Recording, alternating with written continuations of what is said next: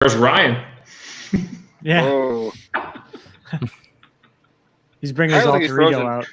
Look at that beautiful smirk, just frozen for posterity. That's amazing. I'm in love here, man. Nah. Yeah, it's like the end of like an 80s sitcom when they like freeze frame on the person laughing at the end of the episode. Yeah. oh yeah. Eddie went away. So what's going on, gentlemen? We're live, by the way. Really? Oh crap! We're live. People are watching. It's Friday. Great. Yeah, it's Saturday, really, actually, for me. Oh shit! Yeah, Thomas, what time is it? It's 1:20 a.m. Oh Jesus. You trooper. Nice. So how'd your date go? Pretty good. Yeah, I had Nice. loads of fun. Yeah, I had loads of fun. Yeah. Thanks for asking. You're welcome. Yeah. So how are you guys doing? Pretty fucking awesome, man. Pretty fucking awesome. Yeah. Yeah, I had a great day. Had a great week. I've had a great month, man. It's been pretty awesome. Yeah. Good. I'm glad to hear that. I mean, considering how stuff is probably going for you guys lately, I'm just glad to hear people are still having good times. Yeah, I hit some. I went up New Hampshire today, upstate New Hampshire. Did some hiking. Hit actually 3 breweries. It should have been 2 breweries, but 2 of them kind of combined. They're Okay. like right behind each other, and instead of just like having them separated, they like just combine their like patio space, so you could like order beers from both places. It's like that, and like that. It was just really awesome. Like, and it was really good. Usually, when you go to New Hampshire, no offense, Mike, you kind of can do a crapshoot when it comes to New Hampshire beers, and like all these were like very good. And another place, that other place was otherworldly. So today was a good day. But yeah, July in general has actually been pretty good. Crapshoot implies that there's a chance it's good. New Hampshire, you're pretty much guaranteed to be shit for breweries. Well, you're gonna try All some right. tomorrow, so it was good. Yeah, for as much shit as I give StreamYard, and for those that are actually watching, it is 20 after 7. We were trying to get on at quarter to 7, but I tried every avenue of streaming service, like 4 different streaming services before I finally relented, and we went into this goddamn thing. Man, fuck. As much shit you get StreamYard, it's easy. It is easy, but as Thomas can attest to that, it's not necessarily you don't want to date easy. Well, you want to date easy, you don't want to marry easy. So right now we're dating easy, but in the grand scheme of things, Yeah, it's cool. She's I'm not marrying her. she might actually pop in to watch this, just so you know. Just so please be cool. Be cool. So is what you're saying? No. So what you're saying is you don't want to date this one because we're just gonna trash the fuck. No, out of you're gonna trash the hell out of me. Was I it a know first, you, Matt. first date, Yeah. second date, third date? What was it? Oh, First okay. date. No, yeah, we actually. I need to quickly tell her that I'm very sorry about this. Well, here's the thing. We know for a fact that Thomas bragged about being a YouTube beer guy because she knows about this, which is probably the lamest thing in the history of mankind. So if she still digs you, dude, if she still digs you, you might actually have a decent one here.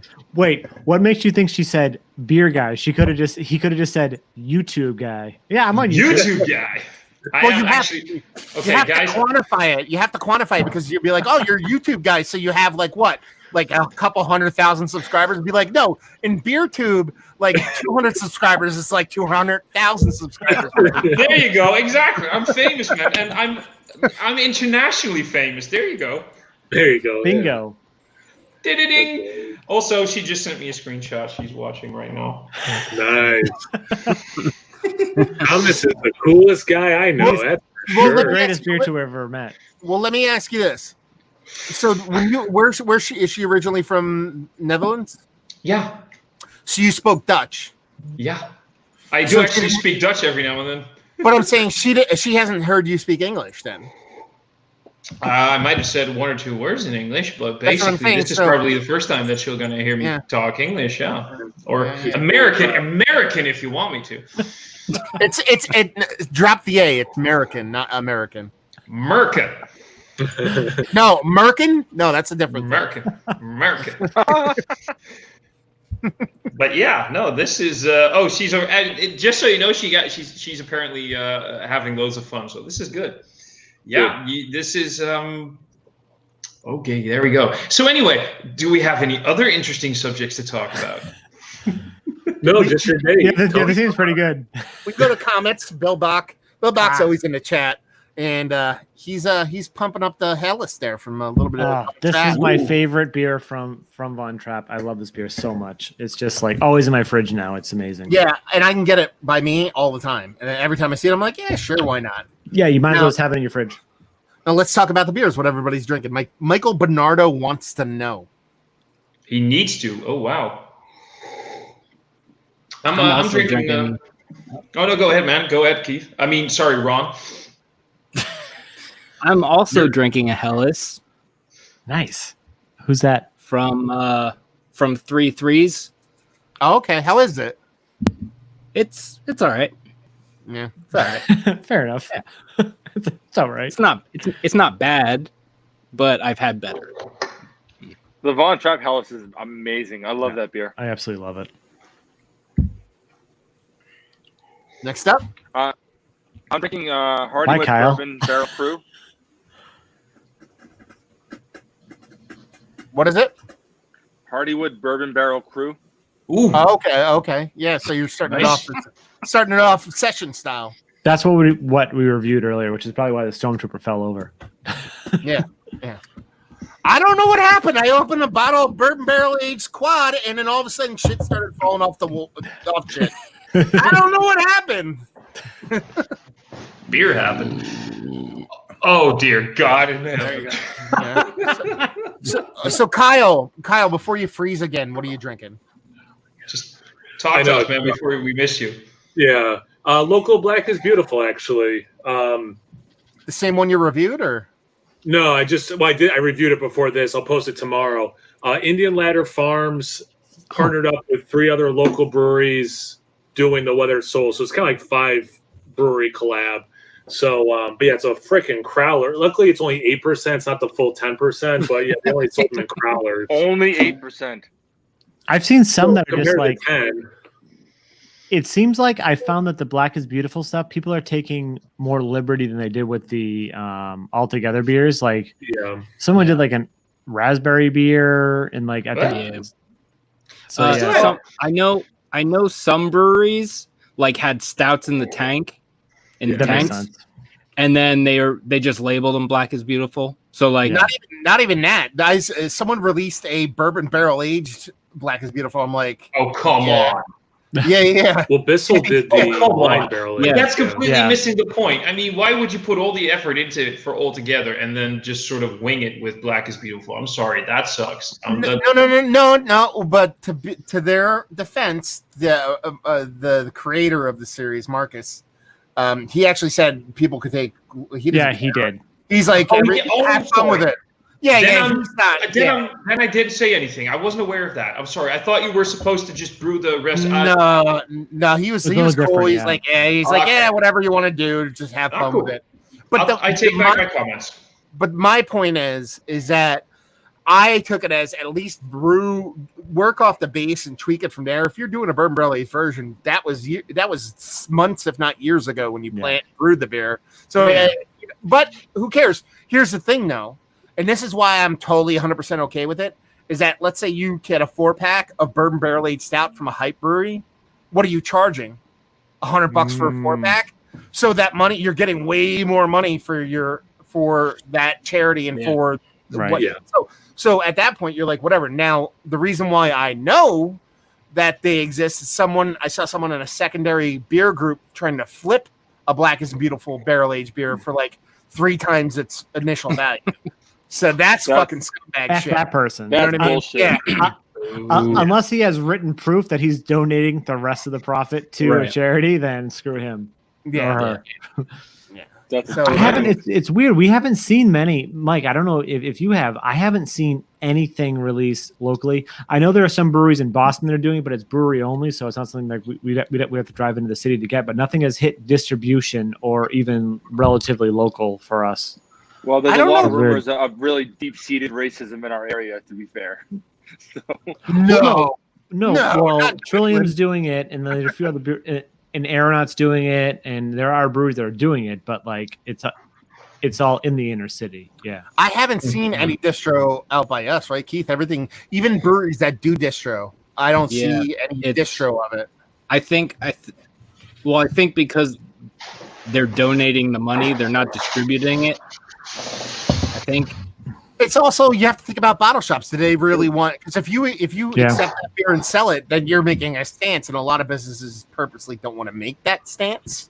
You know what I mean? Like, Yeah. so it's one of those things where what do you do? Especially in such a racist area like me and Sean live in.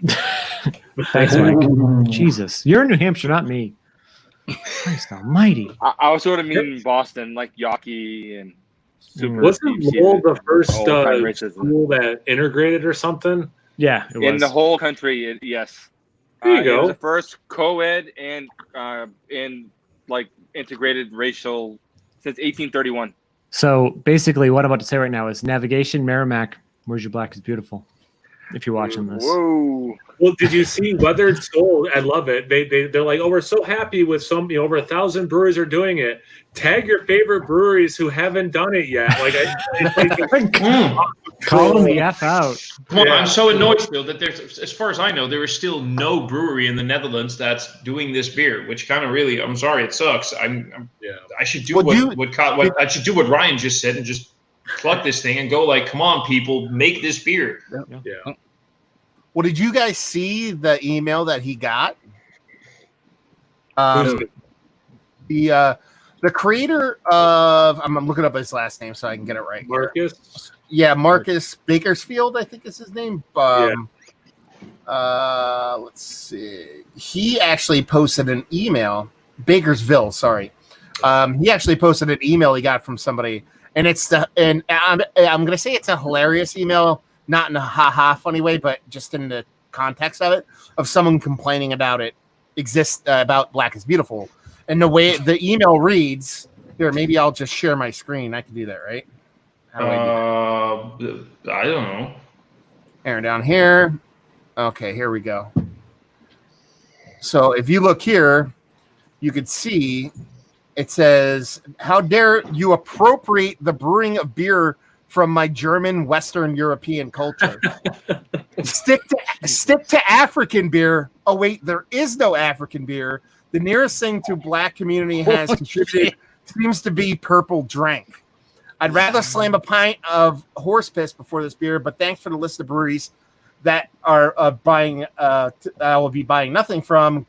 Go mix me a White Russian." Now, yeah, that's pretty bad stuff. Until that dude finally realizes that Mesopotamian beer came from Africa, so it's technically, you know what I mean? Like, you know what I mean? That's beer didn't come from Germany. Like they like to say it does. You know what I mean? But it really did come from. Yeah. It's Yeah, the true. Middle East. It's the Middle East, and then so you get your Africa, you get that part of Asia, and you get that little part of Europe as well. I mean, and then Garrett Oliver did it great. From Brooklyn, he said something like, I think a little bit of shade at who's that Pennsylvania brewery that does like the Ben Franklin beer and the Thomas Jefferson beer and the George Yards, yeah, Yards, and he's like, yeah, those are their recipes. If you look at their recipes, it's like, my man brewed this. And it's like, who are they referring to as their man? Not like they're like, you're my man, like it's a corny term. They're a slave. Like, yeah, Black slave. It's the same thing, not to get off a diatribe, but like the Jack Daniels thing, and they got the new whiskey bourbon, the Uncle Nearest, the guy who taught Jack Daniels how to make whiskey. And like, well, yeah, Black former slave taught him how to make whiskey. So yeah, no, ignorance is great. Yeah, I love ignorance. Yeah, Ignorance is bad, man. So I can blame that person for Jack Daniels having such shitty whiskey. That's Ooh. There we go. There's a semi-local brewery in Montclair, New Jersey called Montclair Brewery, and it's Black owned. The husband is from Africa, and he brews the beers, and he brews all the beers with like African, like They did the Black is Beautiful, and they used like actually I think they used it in a few of their beers, but they used I forget what it's called, but it's some sort of African fruit that they import from Africa to use in their beers and stuff. So that person is wrong. is my point. Too long didn't read. It's weird to find. It's weird to find it's weird to find that objectionable. It's just fucking beer. I don't understand where everything has to be so political. I mean, like, I saw someone bitching about it. You know, like, it's like just because this is Black and Beautiful doesn't mean other things aren't beautiful too. It's weird that just everything has to be taken like to offend someone else. It's fucking beer. Let's buy it. Let's drink it. Let's enjoy it. Let's not be angry at people over brewing a beer. Yeah, but Mike, you think that way because you're a good person. There's so many people that think differently. You don't know, and I'm dead serious. That's what it is. You think that way because you're a genuinely good person and you have a kind heart in your body. You know what I mean? So, like, there's what you just said right now. It's beer. Let's not be too crazy about it. That's the actual argument of a lot of people with hate, going like, how dare you bring that bullshit into beer. Like, I've lost subscribers. Like, in that post, I saw that post from Marcus via John Hall, who's from Steal His Beer, and he's a beer writer. And I actually posted in there my analytics from YouTube about, and you could see it's like my subscribership. I post about Black is Beautiful beer. And then I talk about systematic racism. Like, you could literally line up the dates of me losing like subs on the day when I say shit about anti-racist stuff and about stuff like that. So, like, for every guy that screams and yells like that guy did at Marcus, there's like 10 other people that don't say shit. That's the scary part. Is that it's not he's actually a vocal minority. You know what I mean? Because the majority, there's a lot of people that think that way. They just don't say it. That's a good riddance. If you lose subscribers that aren't happy with you talking about like Black is Beautiful or the systematic racism, if you lose people like that, I mean, I'd rather have 10 subscribers over my entire channel that are actually nice people than have 100,000 people that are. No. Yeah, so it's cool. Matt does not have ads and everything on his. No, exactly. Fuck. I know. Like, he's not making money. He gives no shits. Fuck it. But you still, like Matt, you still don't have monetization on, right? But the what? You don't monetize, right? No, I'm not. Kyle. Exactly. I mean, Ryan, who's Kyle? Who's Kyle? There's no Kyle here. No, but love you, buddy. But no, and here's the thing.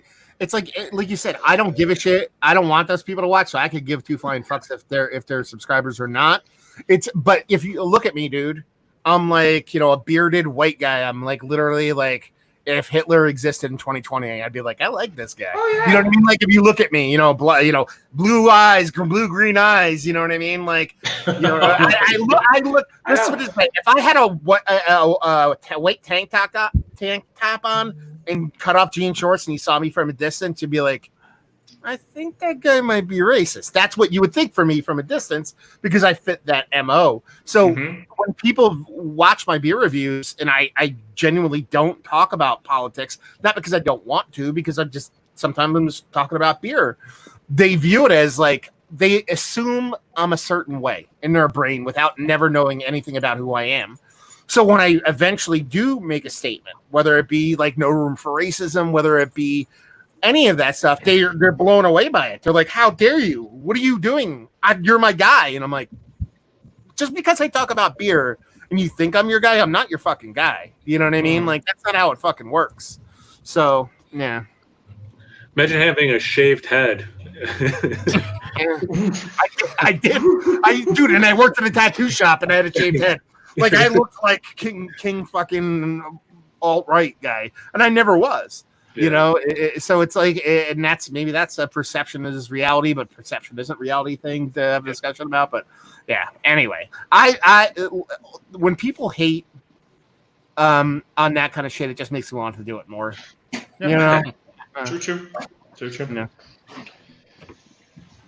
So what do you have in your glass, Matt? Or I have Wallen Papak Brewing Company, local to me. It's captain of the leadership office. Little pun you can see there. It's from Wallen Papak Brewing Company, and it's a Kolsch style ale. Nice. As you can see on the back there, 4.8%. Keith is getting all hot and bothered now. And I'm getting hot and bothered by that. Wasn't there something else I wanted to? It's a noble hop and lemon drop hop Kolsch, and actually can get the lemon drop hop. It's quite nice. Ooh. I kind of dig it. Kyle hates Kolsch's from the last Kolsch he had. I mean, Ryan hates Kolsch's. What with the? Well, it isn't. It specifically isn't a He had Kolsch's. He drinks at 70 degrees. All I know is if we keep this up, there's going to come a point where he's going to do a bare-chested review and he's going to have a tattoo that says, "I'm not Ryan." Then let's keep it up, Thomas. Let's just keep digging into it. We need this to happen. Oh man. No. Did we talk about lemon drop hops a while ago in one of Harry's streams, Matt? Because you just mentioned the lemon drop. I seem to recall that we had to talk about that with the guys, and that everybody was a bit meh about lemon drop. Was it lemon drop or was it Sriracha Ace? We might have been. I think it was a lemon drop because I remember, or was it in one of your streams? I remember I was drinking a beer with lemon drop, and we had a discussion about people mostly thinking of it being a bit of meh, and I don't remember where that was. I remember that. I'm not a big lemon drop guy, but I like it in a Kolsch. It was the you were drinking the fucking lemonade thing. Yeah, man, it was the same. It was the same brewery I'm drinking right now. I kind of have a tendency as soon as I go with Matt, I want to drink something local because I want to go like I'm local and I'm hipster and whatever. I don't know why. It just he brings that out of me, and so I'm drinking that right. It's the same brewery, and it had the lemon drop. It was the lemonade, lactose IPA. Yeah. Right, because he was struggling with getting you and I were talking about it because Matt was struggling to get the stream going. That was like a month ago or so. Yeah. So that's why I remember. So, but anyway, the lemon drop hop. That's what we were. So let's do this. Thomas, shut your fucking mouth. And, no. No. Oh, you know that's not gonna happen, but no. And I can mute you, buddy. It's all good. Yeah, let's do some comments real quick. Do some comments. We'll go through this. So we're at Bill Bach was talking about the Sweet Von Trap. What beers are you drinking? Mercy Beers asked how Thomas's date goes. Listen, she's watching this stream, so I don't know if that's good or bad. Also, and Bill Bach says he's about to open a Freak Folk beer. Anyone ever had their stuff? Absolutely amazing. In process of moving from northern New Hampshire to Burlington, Vermont. I've had some Freak Folk. I forget when, but I know I've had it. It might have been in a weird line share or something like that. Have any of you guys had it? No. He said you said northern New Hampshire, Burlington, but he means southern. So I assume near Mike, but Burlington. Yeah, you guys are. I've never had any Freak Folk, but they're gonna be amazing. Bill, you're in for a treat in Burlington. Well, Bill is always like in the chat, like I'm drinking fucking Hill Farmstead, or I'm drinking. Then you already know what you're doing. Whatever. He knows what he's doing. Where's Southern Hampton together? Okay. I have groupies. I have so many groupies. You guys have no idea. Bill, let us know in the comments where you are in Southern New Hampshire. Yeah. Anyway, Thomas, shut up. Actually, let's do no. This. There we go. And I'll mute him. The guy that's here at 2 a.m. almost. and then we'll do that. Everybody chiming in saying cheers now. New money, dude, bro, Tom. Yes, Matt, do that. Does anybody know the origin of New Money Dude Bro Tom? Okay. No. So New Money Dude Bro Tom, so he commented on a review that I did. God, when was it? A while ago, like a year ago. And he said something about me. I think I pronounced something wrong, or I just made a mistake in a pronunciation or something like that. And he called me out on it. So I said, he said something about, I forget what it was, but it was basically like, you did da da da da blah. Oh, you can't help but, And then he said, blah, blah, blah, blah, something disparaging. And I said, yeah, but New Money Dude Bro can't fucking be a decent person or some bullshit. Like, I basically called him out on it, being a dick. And he was, and his response was, I deserve that. So we became friends. Yeah, and that's how it should go. And he ended up sending me a beer mail for the first time like 2 weeks ago. Awesome. So he's fucking hilarious. And he's asking, he's crushing all these beers. What type of beer I need to explore next? IPA, Pilsner, Stout, Belgian wheat. Oh no, he's asking which one he should explore next. Pilsner. Quads. Pilsner. Nope. Pilsner. Well, he's been doing a bunch of IPAs. I know that. Yeah. Mm. Go lager, man. Yeah. Go Kolsch. Lager. Kolsch. Lager and Kolsch, I would say, because like with lagers, there's so many different like realms you can hit, right? Like True. Baltic Depending- IPA. Baltic Stouts. Baltic Porter. sorry. Baltic Porter. Come on. Yeah, exactly. Those are especially fantastic. if you have a local brewery that does lagers, you can try different types of lagers, and like that's it's gonna keep you. He's from up. I think he's from Connecticut, so he has Jack's Abbey all over the place. Jack's Abbey's Oh, awesome. so then But hit us up. I think Farm. the answer is hard seltzer. So we'll move on from there. That's the answer to everything. Exactly. What type of claw are you? Vanessa Kitty, she says hi. And Mercy Beers had a recurring dream. John Oliver and John Nealing hosting an international beer show. Who's John Nealing? I don't know who that is. John Who are both Keeling. of them? I have Keeling. Keeling, not Nealing. Sorry. I'm gonna Google it. Hold on. Who are these guys? I feel like your personal assistant. Let me Google it. I don't know. He's an English lawyer and politician who sat in the House of Commons in 1625. Wrong John Keeling, apparently. Really? Yeah. That'd be pretty cool. Like a Back to the Future show. If we can bring it back. Got a little Kent beer reviews chiming in. What's going on, brother? Hey, Kent. Hey, Craig. And Hesselman says, I'm now the devil's advocate. What about Founder's version of Black is Beautiful? They're fucking hypocrites. That's what they are. Oh, yeah, they did one. They did one. Really? Did they? They did? So that was my comment yeah. after. No. Oh, yeah. I mean, I guess a bunch of bootlicking breweries did one. So I mean, whatever. That's I guess it's bound to happen. Hey, it's money. Bunch of jerks. Yeah. Well, and here's the comment. I've read this comment. This is the reason why I wanted to jump into the comments. We have crap beer reviews. Finish the glass. He says, I think Black is Beautiful beer is a unique and awesome idea.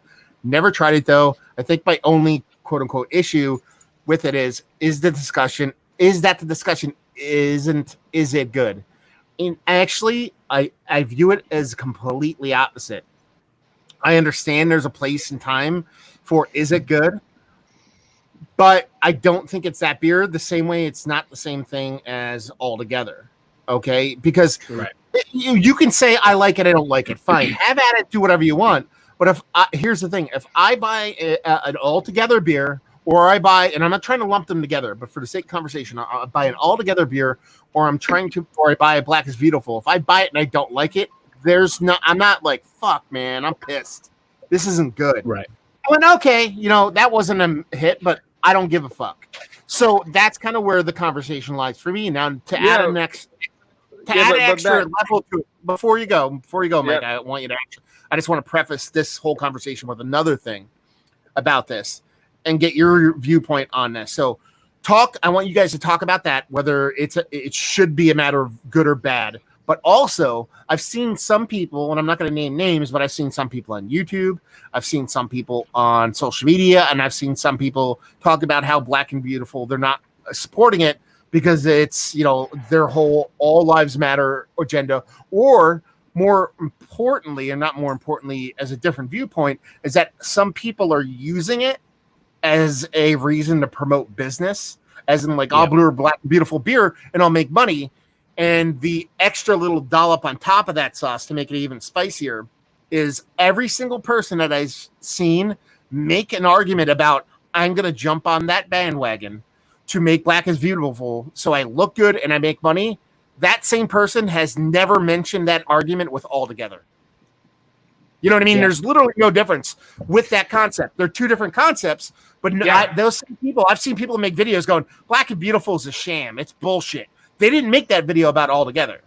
So what are your thoughts about it? Loaded question. Wasn't the entire concept of All Together to actually, in a time where breweries could be in a bad position, to do sort of this advertisement thing, like we can make some money in a period where shit is bad. So basically the entire concept of All Together was like, let's make some money and make a project where we can sell some extra beer.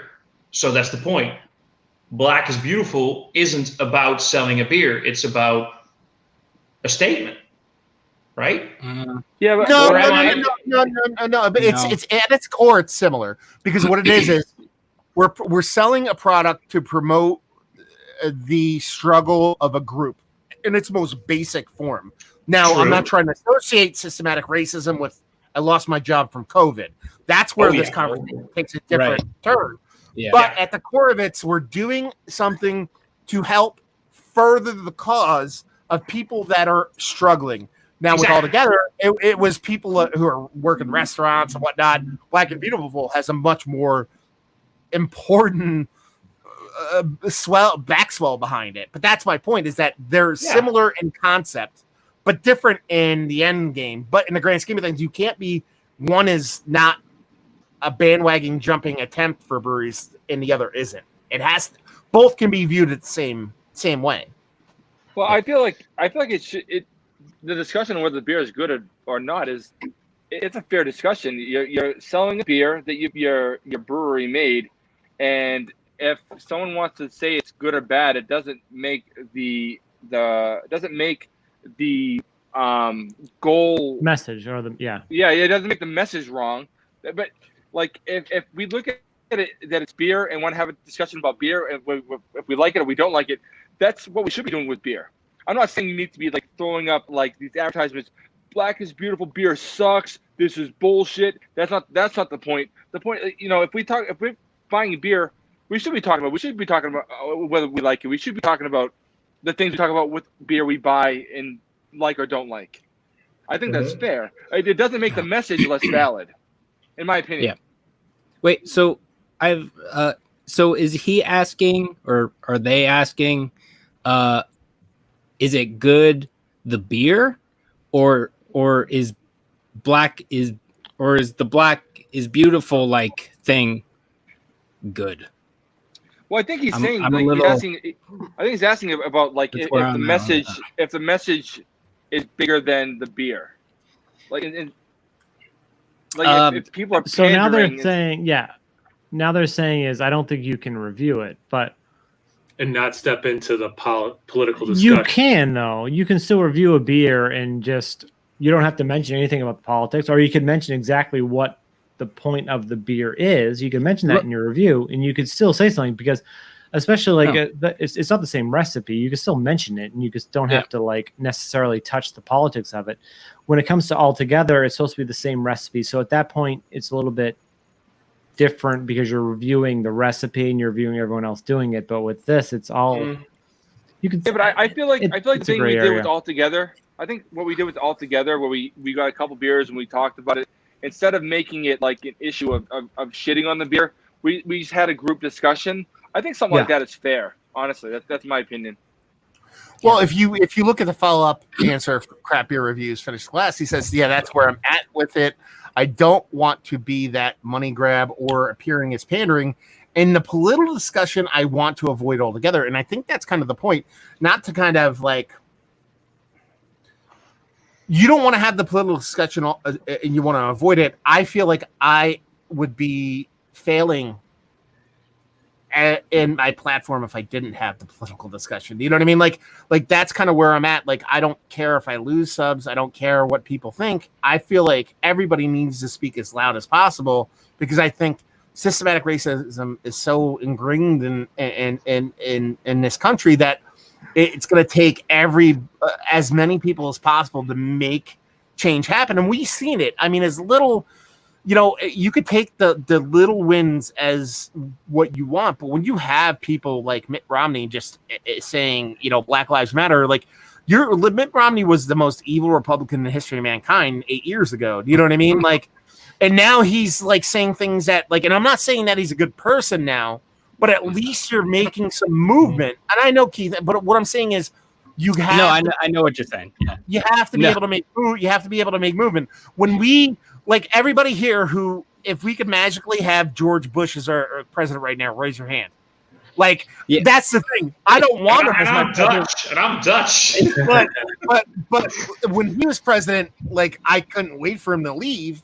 But now I would beg for him to be the president. Right. Yeah, so, Matt, what's wrong with discussing what's in the glass, though? Is there anything wrong with discussing what's in the glass? No, it's not. There's nothing wrong with there's nothing wrong with that. That is where I view. That's where I take it personally, to where I review them. I have two Black is Beautiful beers going to come up, and I review them. But when I review them, I go, in the grand scheme of things, might not be my favorite beer in the history of mankind, but I'd still buy it over again because it's supporting a good cause. Yeah, but basically, wasn't that your original review where you did the 8-minute 46-second silence? You did the talk about the statement, and then basically what you said at that moment was, and I'm going to sound a little bit harsh here, and I don't mean it harsh, but you kind of went like, okay, but now that was that. Fuck that part of it. Now we're going to talk about the beer. And then you just kept it about the beer. And you were like, and this is the beer. This is in the glass. This is my opinion on the product. Two separate things. Right? Yeah, no. It is, but it isn't. And that's where this kind of takes a really hard turn on. No, but that's what you tried to do with the review. Let's put it this way. I reviewed 2 Black is Beautiful beers so far. I reviewed the Montclair, the one I posted, and I reviewed one from another brewery, and I have one more that I have to review so far. That second one I reviewed is way better than the first one, and you're going to be able to see it in the review. You're going to be like, that one is really good, and I enjoy this quite a bit. It's probably one of the better ones I've had, but the core of the discussion, which is the core reason the beer exists, is not changed. No. All right, so it's only pandering if you are pandering. It's only a money grab if you're doing it as a money grab. So it's your authenticity, it's your heart, it's your mind, it's the reason you're doing the thing you're doing. If you want to review it, great. If you don't want to review it, great. You want to do I reviewed my first one I reviewed before Matt posted his video. When I saw him do the silence, I'm like, I didn't even think to do something that overtly political, which was fine. Like, I love that Matt did it. I was very proud and happy that Matt did it. I think he used his platform very well that way. I put a link to the website. Like, in my mind, I'm like, oh, good. Like, I'm reviewing it. I'm giving a platform. I'm giving an honest review of it. So, like, in my opinion, I'm having my cake and eating it too. I'm giving a very real beer review, which is what I typically do, unless it's some other beer related, because the minority of what I do, while also giving a platform for it, showing anyone who is a person of color, like, hey, just so you know, this white dude, like, he's down with the cause, and like, that's cool. And any white people watching, like, just so you know, I'm down with the cause. And if you want to hate on me for this, see you later. As I said in the video with Matt and I did it, like, my family are people of color. I'm the only white person in my house. Like, they come way before beer reviews and people who are subscribing to my channel or not. So, like, it's just, it's authenticity. Matt, doesn't have that home life that I do. He's still doing it, and if you want to lose some lame subs, cool, And if you only care about subs, there's a Facebook group for the Black is Beautiful Collective. I posted my review and said, hey, anyone interested? Here's my review. I'm going to do as many reviews of these beers as I can. And I gained 3 subs today after posting it. So clearly my subs went up because of that. So there you go. I didn't even lose subs. I gained subs. But, man, like, I don't know. And I'm sorry, I'll subscribe and check out your channel, Craft Beer Reviews, Finish the Glass. But, like, if you want to do it, do it. If you don't want to do it, don't do it. It's and that's the point too. And that's and you don't have, nobody has to do it. You know what I mean? Like, there's people that don't want to make that political stance, and if they don't want to do it, I'm not necessarily going to sit here and say go fuck yourself. Yeah. I'm just saying I can't do this and not do it. I can't do it. I can't not do it. If I don't do it, I feel like I personally, and this is not against anybody else, I feel like a chump if I didn't do it. But that's me. I'm not going to call you a chump, him a chump, whatever. Everybody is a chump. But I'm saying for me, I feel like I wouldn't be doing my part now. And this is kind of like, okay, I'm going to be an asshole right now. Like, I can throw my weight around a little bit. I have a little bit more weight to throw around, so I don't give a fuck. You know what I mean? Like, and someone has 5 subs, 10 subs, 20 subs, 100 subs, whatever. If you have 500 subs and then you make this heavy stance, it might kill your channel. I don't think it would, but it could. So there might be some hesitance to that. You know what I mean? But Matt, when you say 5 subs, you talking about Nerd Sense? I would never besmirch 5 sub channels with the name of Nerd Sense.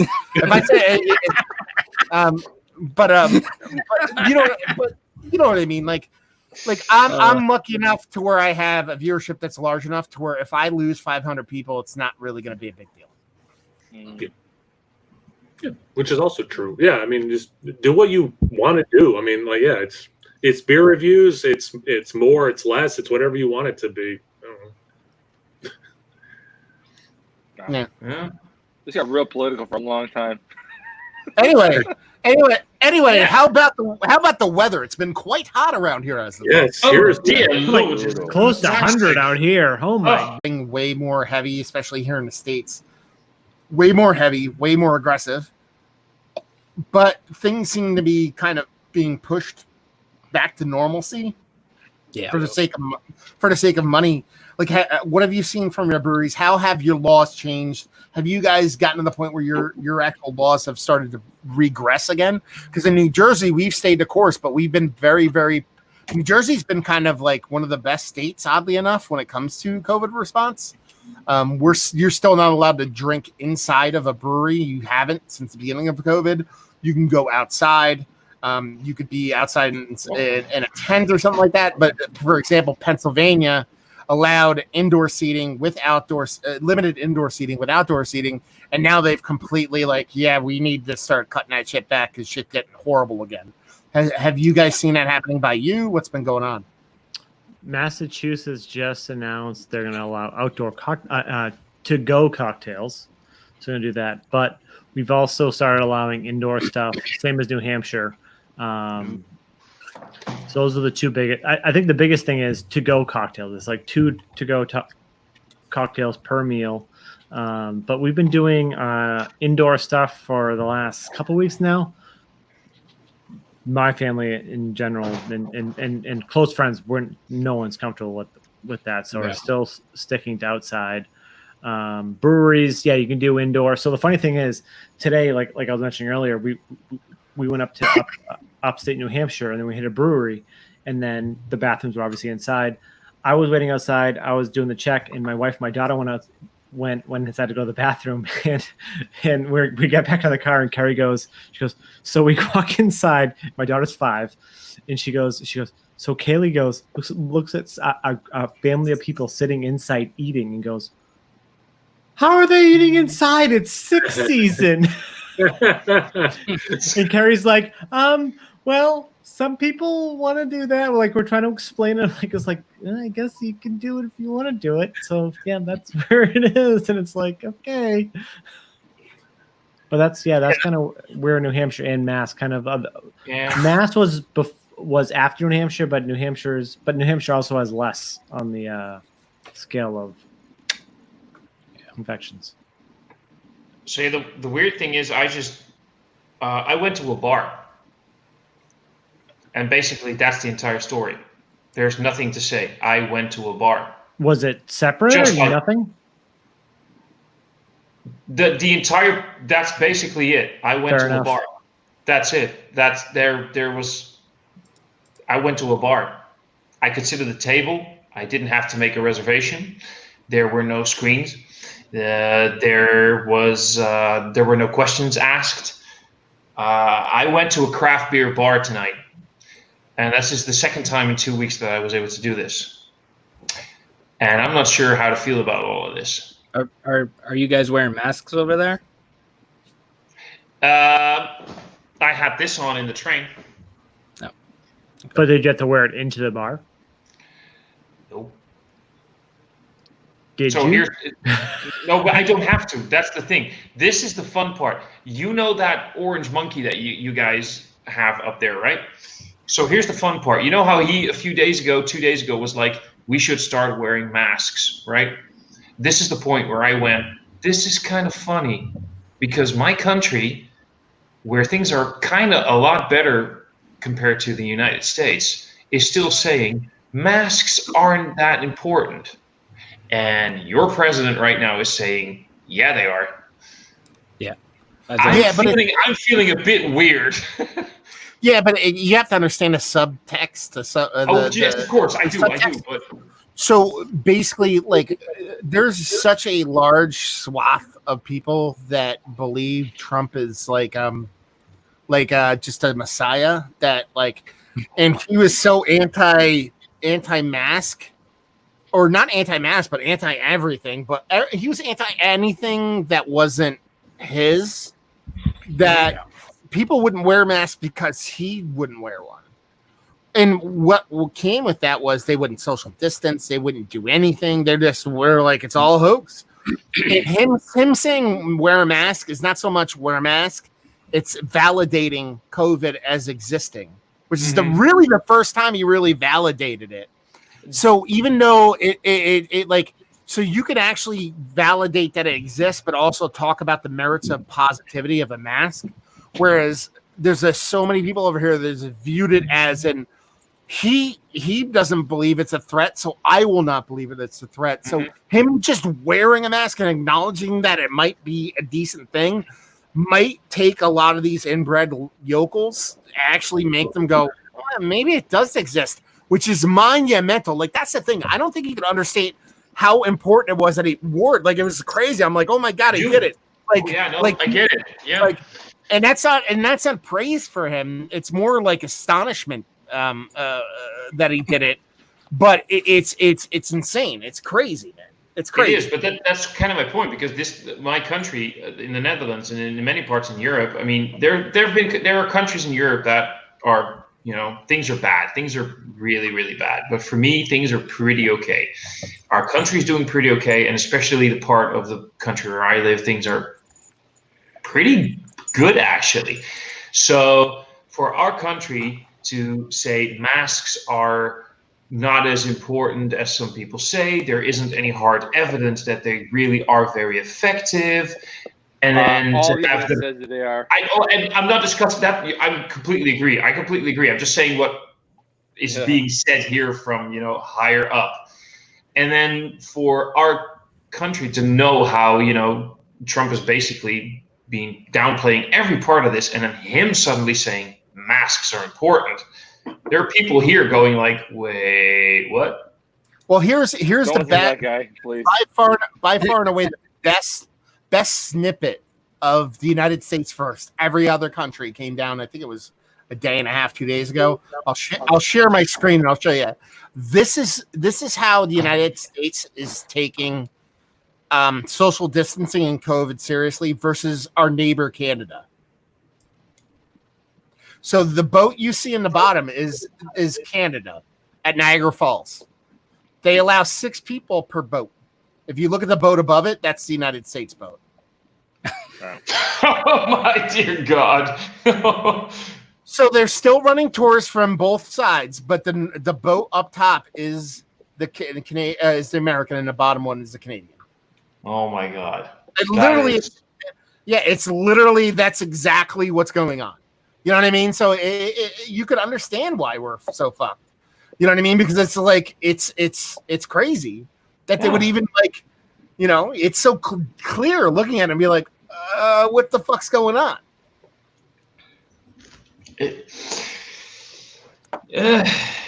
I've told this one before, and I think I've said this before in a live stream, and I'll say it again.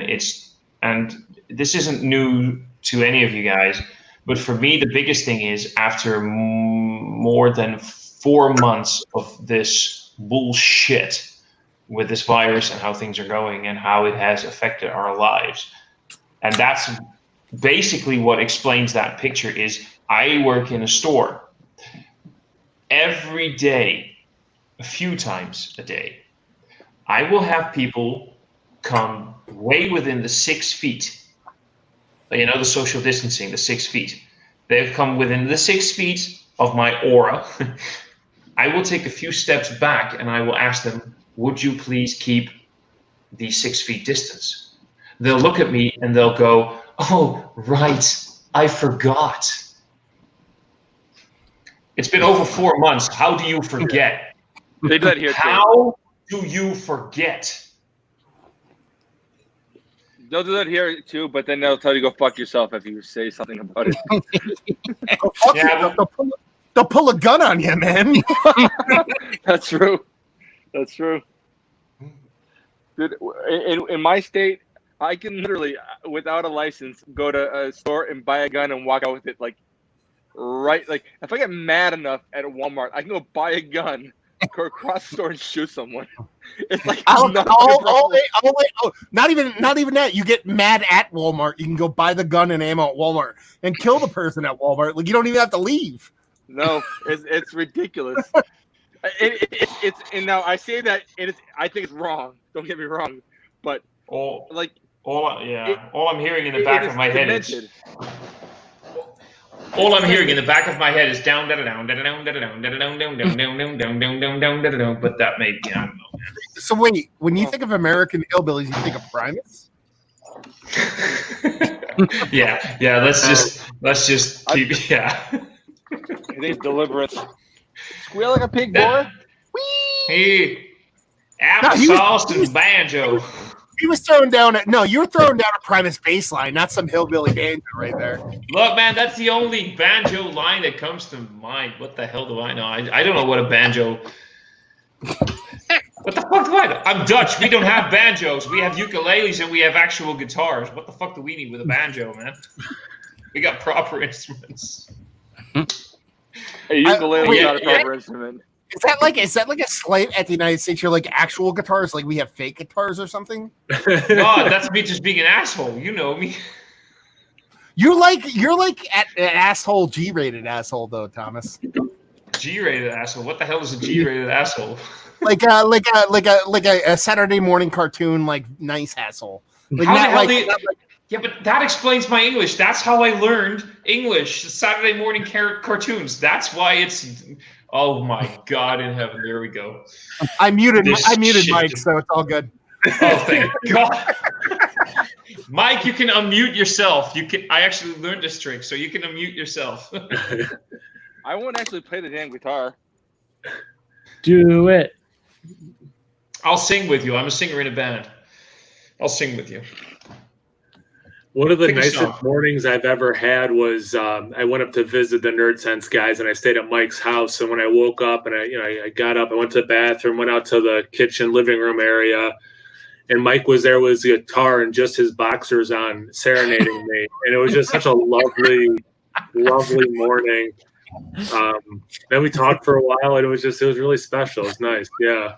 He's very good at guitar. I need to come over to the United States You now. do. Now I know that I know where I belong. And just so people are clear, that story is 98% true. Like I was wearing basketball shorts, not boxers. Yeah, instead of boxers, there were 2 inches longer basketball shorts. So. Did you have a shirt on? Right now, I don't care about the 98% true. I want to know what 2% wasn't true. The 2 inches of extra clothing from boxers to gym shorts. It was very lovely. It was very lovely. It was nice. The guitar. Am I the only one thinking that this is a typical male story where the only thing he lied about was the 2 inches?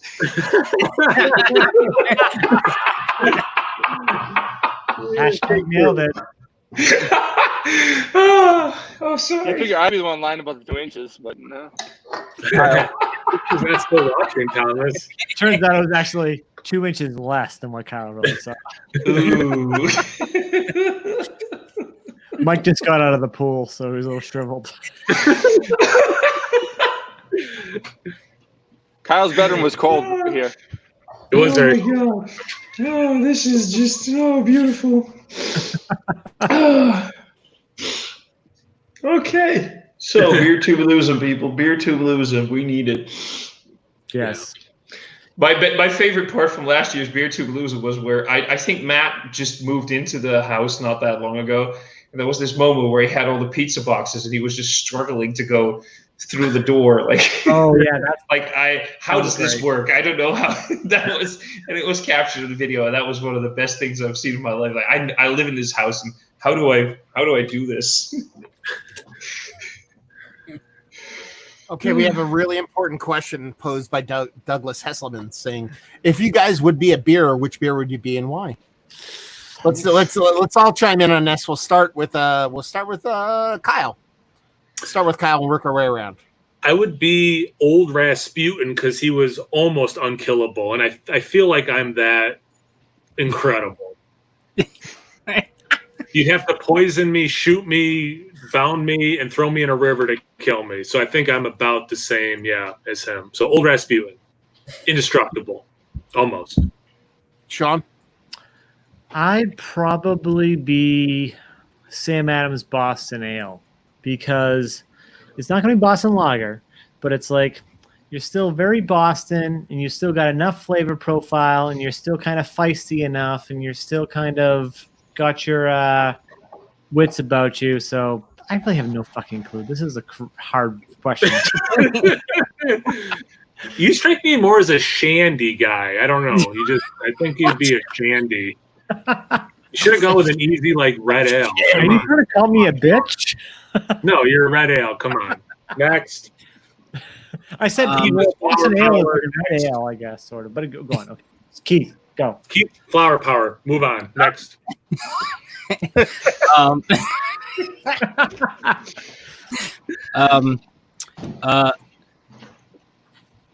One of my favorite beers from Hill Farmstead is Clara. It's a 4% grisette. A week or two ago, they teased a table version of Clara, 1.7%. That's the beer I would be. No. Why? No. Not the beer you want to drink. What beer you would be, not what you want to be. Yeah, I would be fucking the best thing ever. No, what are you? That beer. You're like You're like Jenny Ice. No. Keith, I would probably be.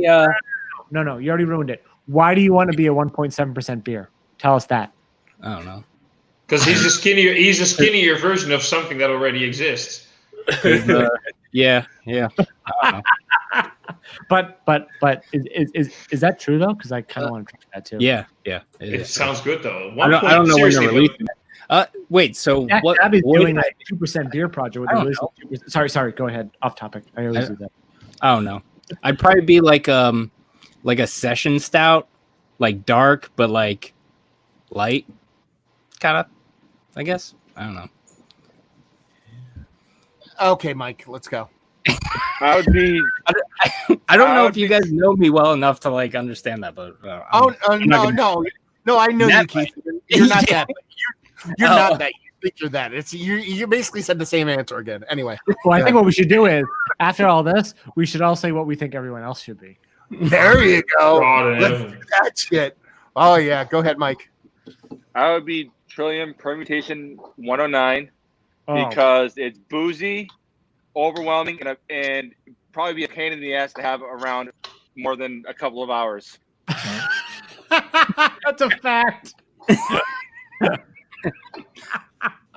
Okay, Tomas, keep it short. Don't get limited. First of all, Douglas though needs to answer what he thinks I am because Douglas knows me. But I'm a generic macro lager because I think I'm based on something that was amazing in the past. But basically, I'm full of watery shit. Nice. I don't know you, but I'm on board with that. So, for me, I was thinking about this real quick because letting you guys go first, so I got to give a little thought about it. And actually, I think I'm a beer that Kyle just reviewed. I think I am the 2016 bourbon barrel aged barley wine from Goose Island because I think everybody's like This is going to be fucking awesome. But then they realize I'm a sour asshole. But then eventually some of the people actually go, you know what's still kind of fucking good, man. Like, you know what, really? It's supposed to be this. But it fucked me over. The grand scheme of things, I kind of dig it. I hate this because he's fucking right. Yeah, it's really fucking true. And except for one thing, it was the 2015. 15, yeah. Ooh. Yeah, that's correct. Yeah. No, but really, you are actually nailing it, and that sucks. God damn it. Matt's infected, but he's great. Ask my wife. Okay, so let's start again. What should Kyle be? Everybody else, tell. Ooh. I'm gonna say Kyle should be this post shift lager by Jack. Kyle to me is exactly that beer. Not necessarily that beer, but like he's Stella Artois or fucking like he's like a Pilsner or a Kolsch or crisp, something he's like easygoing, but he's fun. But it's still fun. You can still have fun with him across the borderline of it. So everybody here, if you haven't watched this movie, we're not going to be friends anymore. But anybody here ever watch the movie Almost Famous? Yeah, of course. Yeah, of course. Remember the part where William Miller they kept calling him the enemy, and then when he's with the Band-Aids or whatever, they were kind of laughing about how innocent he is, and he tries to yell at them like, "I'm dangerous, I'm the enemy," but he's not. That's Kyle. Dude, that's a positive. Like that's coming from love, brother. Hey, Kyle, this beer is great. I just basically said you're a really good person. And I appreciate and I've worked really hard at it. Yeah, no, because I'm a big dude, so I try to make sure I come across very soft. So I'm fine with this. I'm fine with that. And it says there will be no working during working hours. So, well, I have a good work ethic, so I don't appreciate that, Sean. Next. Okay, what about Sean? What does everybody think? Or does anybody else have any Kyle comments? This is our turn to beer too. That is Sean right here. Cotton Candy Haze. What? I don't want an explanation of that one. Listen, I know Sean as well as anybody, and Sean, despite being a fucking weirdo, is seriously the most generous person I know. That guy gives a lot. He's a good dude and a fruity bastard like Cotton Candy Haze probably is. Oh, okay, fair enough. What does Cotton Candy have to do with any of that? For Sean, I want to make fun of he's like a red ale or whatever, but like I'll build off of what Mike said. I think Sean's Hennepin, you drink it and it drinks low, but then it gives that extra that you don't realize it's giving you because it does not drink its ABV. So Sean to me is a Hennepin. It gives you way more bang for your buck than you think it will. Because Sean's a little person, but he gives a big bang for his buck. Thanks, Kyle. Well, so people, if you don't know, Mike is very average sized, which when you watch them together, you realize how tiny Sean is. I always thought Mike was a giant. And then when I met them in real life, I'm like, oh, Mike is just the most average looking dude ever. Sean is just a little guy. To be fair, average height of a male is 5'10", and I'm 6'3". 8%. I'm putting that up there right now. But Sean is 5'7", so Jesus that's Christ, Kyle.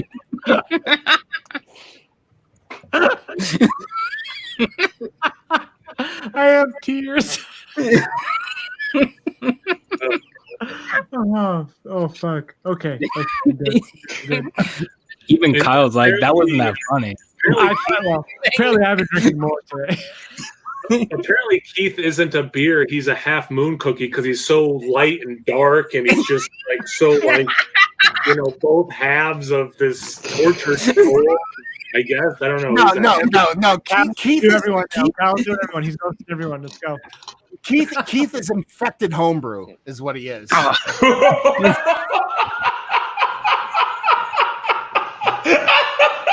the fuck? Jesus, Matt. Oh my god! You can't just say that and not explain yourself. Dude, we all watch you. There's no explanation. You don't need to explain it. No. Keith is genuinely like Keith is a black IPA, man. Keith is like someone that, like, he even said like dark and mysterious. Keith is like dark and mysterious from a distance, but when you drink him, he's like he's poignant and very. But at the same time, he's like he gives a shit. Like he puts on this kind of dim and despair kind of thing, but in the grand scheme of things, he's a really good dude. So he's a black IPA. Oh, I like that. Awesome. No, really, that was awesome. Okay, see how I did there? Sitting down that dark path, reel you back in. Yeah, but that was a little bit, yeah. No, it was sweet though. It was sweet. Well, but it's the same thing between Mike and Sean. Like me and Keith hang out all the time in person, so we know each other better. Now, I just want to hear what Sean has to say about Mike.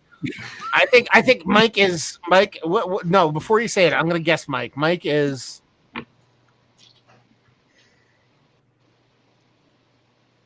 I don't know, Prosecco? I don't know. Fucking, I don't know. Go ahead. That's actually not bad.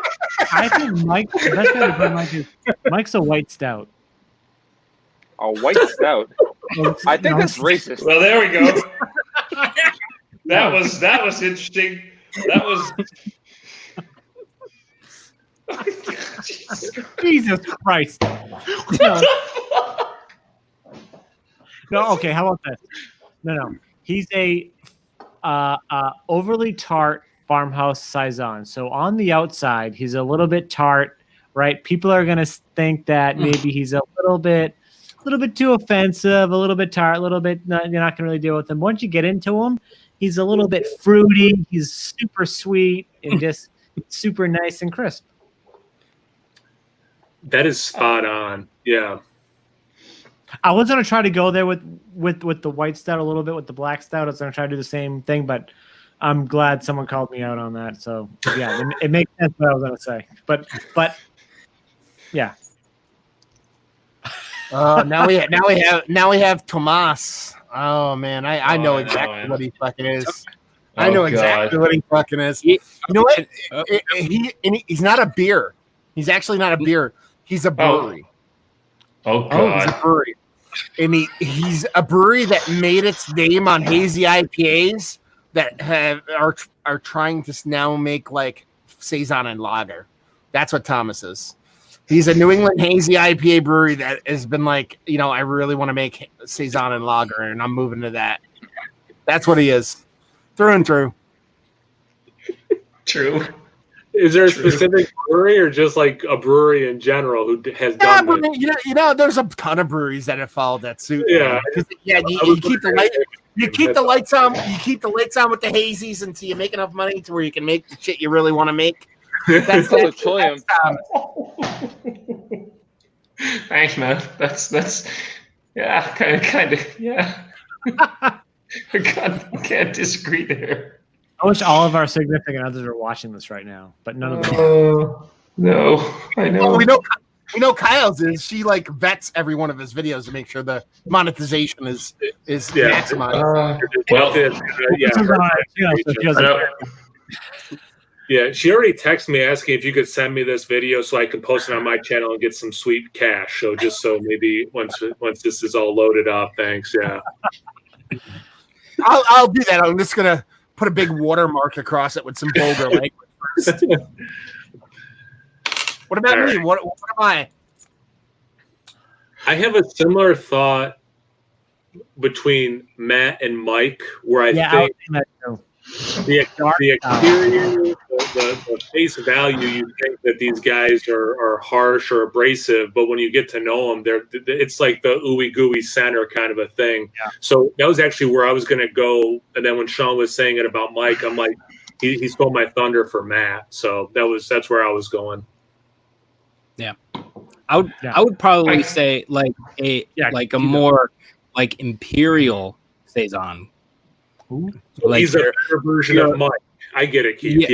Yeah. You're like big personality. What?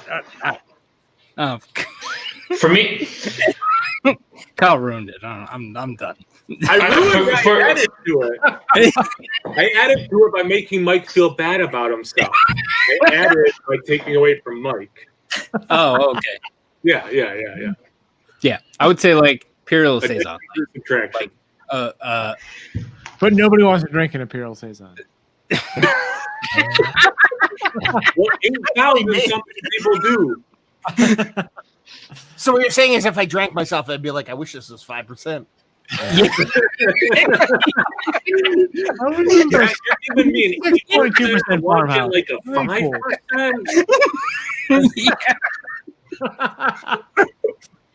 This is just mean. This is was a horrible idea. Oh, man. That was fun.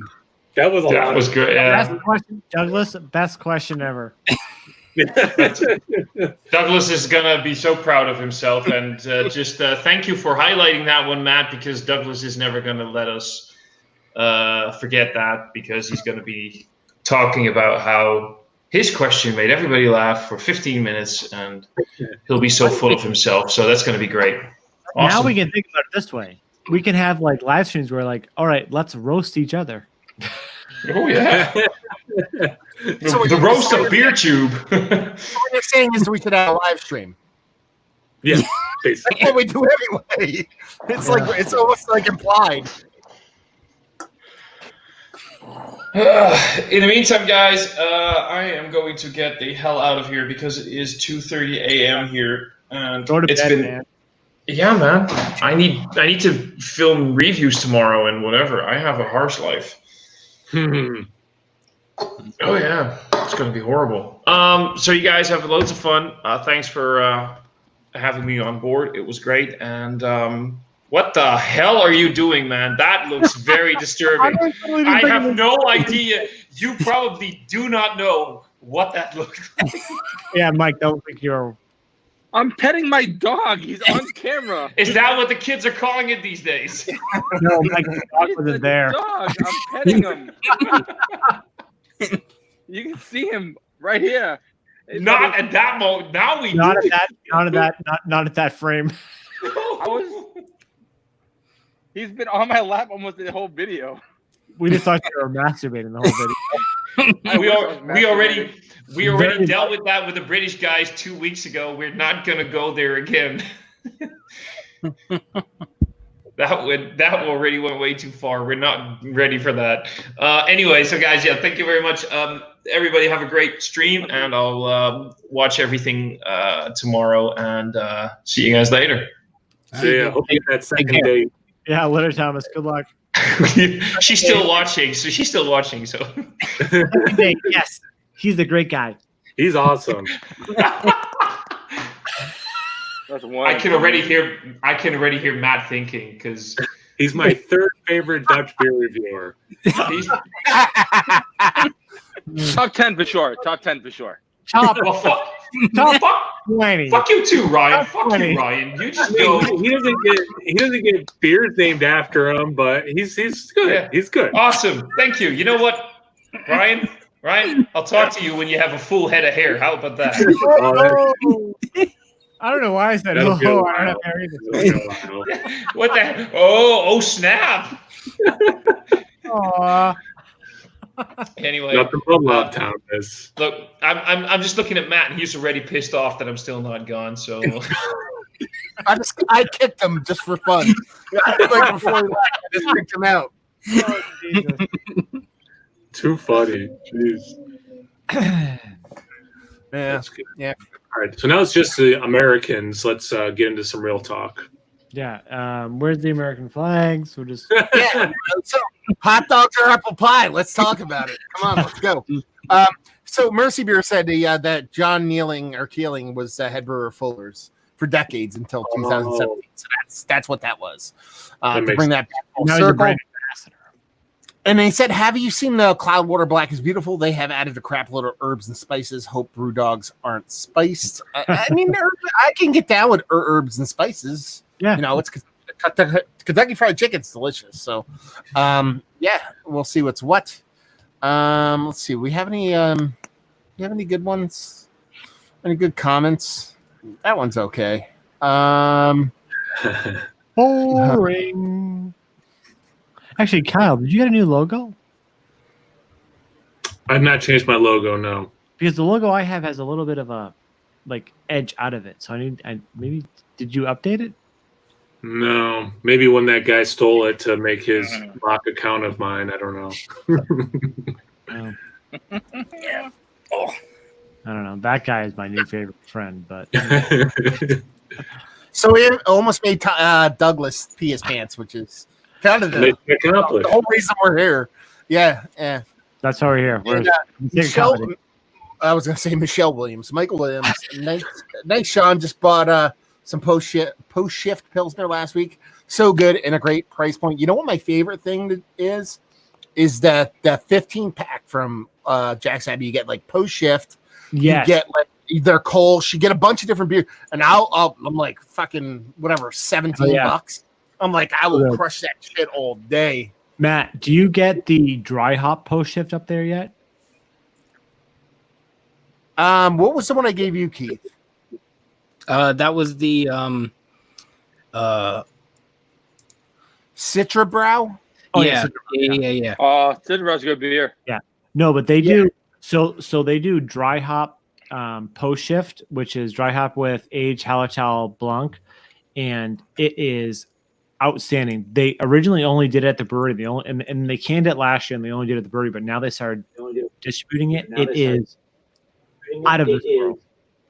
It's weird with Jack's Abbey. We get some stuff locally, but I have to go to specific shops to actually find it. Like every single shop I go to carries Jack's Abbey, but there's one or two that carry like the extra stuff, a little extra. Yeah. And it's kind of hit or miss, but like pretty much every time I go in the bottle shop, I go, okay, what fancy shit do I want? Do they have Jack's Abbey, and what do they have? That's kind of how I. You know, so and I gave Keith one of those Citra Brows, and that I drank that beer. I drank every time I go to the same place. Citra Brow. I'm like, I don't care, give a fuck how old it is. It's so and good. I gave him a couple beers, and he's like, "This is fucking delicious." It's so good.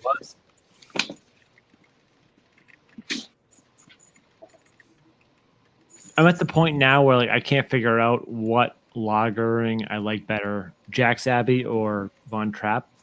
Von Trapp. It depends, man. Like if you, I guess it depends what you want, because like if you want Von Trapp Keller. Yeah, I guess Von Trapp Keller, Helles, like, and then if you want this, like it depends. I guess it depends what type of lager you want at that point, right? Well, it's almost like if you could drink one specific lager, you're gonna pick Von Trapp. But if you could be like, okay, if I'm gonna pick a stable of lagers from a brewery, who am I going to drink? It's probably going to be Jack's Abbey, just because it's like the high of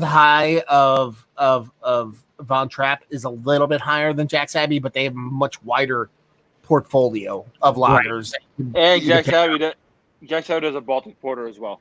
So but it's not as good as Jack's Abbey. So Framing Hammer is like all-time Mount Rushmore. If I said Von Trapp, I meant Jack's Abbey. I thought I said Jack's Abbey. He meant Jack's Abbey. Yeah, but you're right. But no,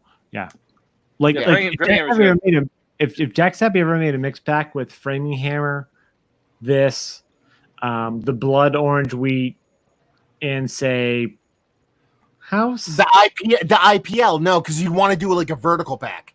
Here's 4 beers.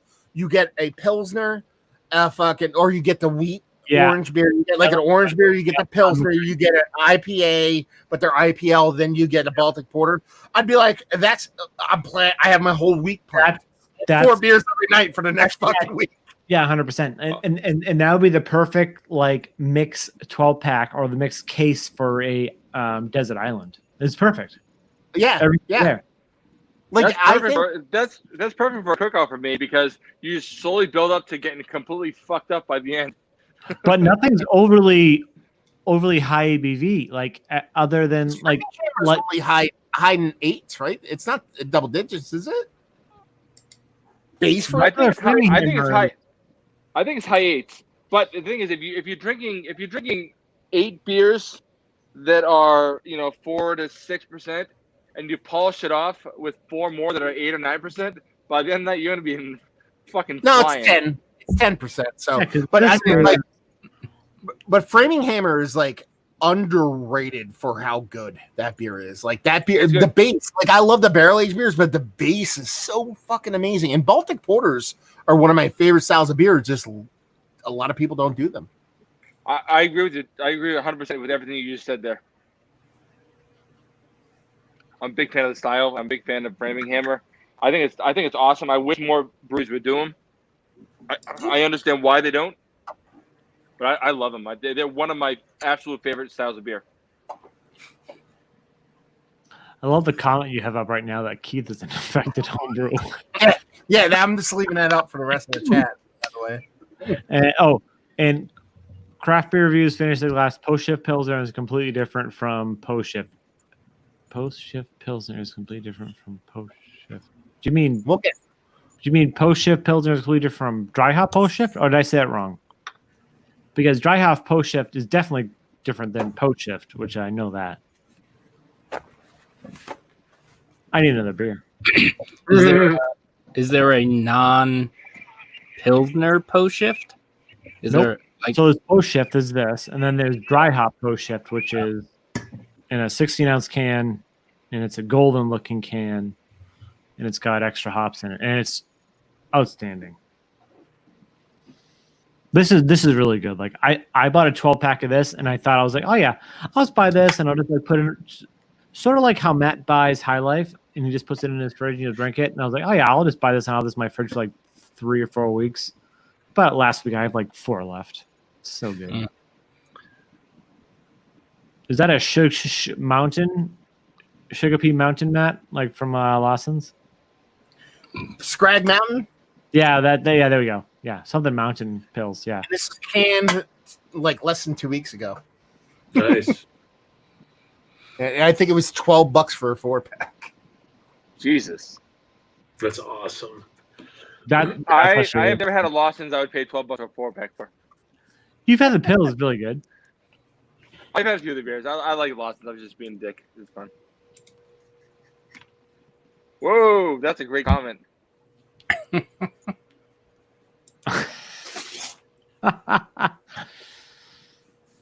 know what's a better comment, Mike?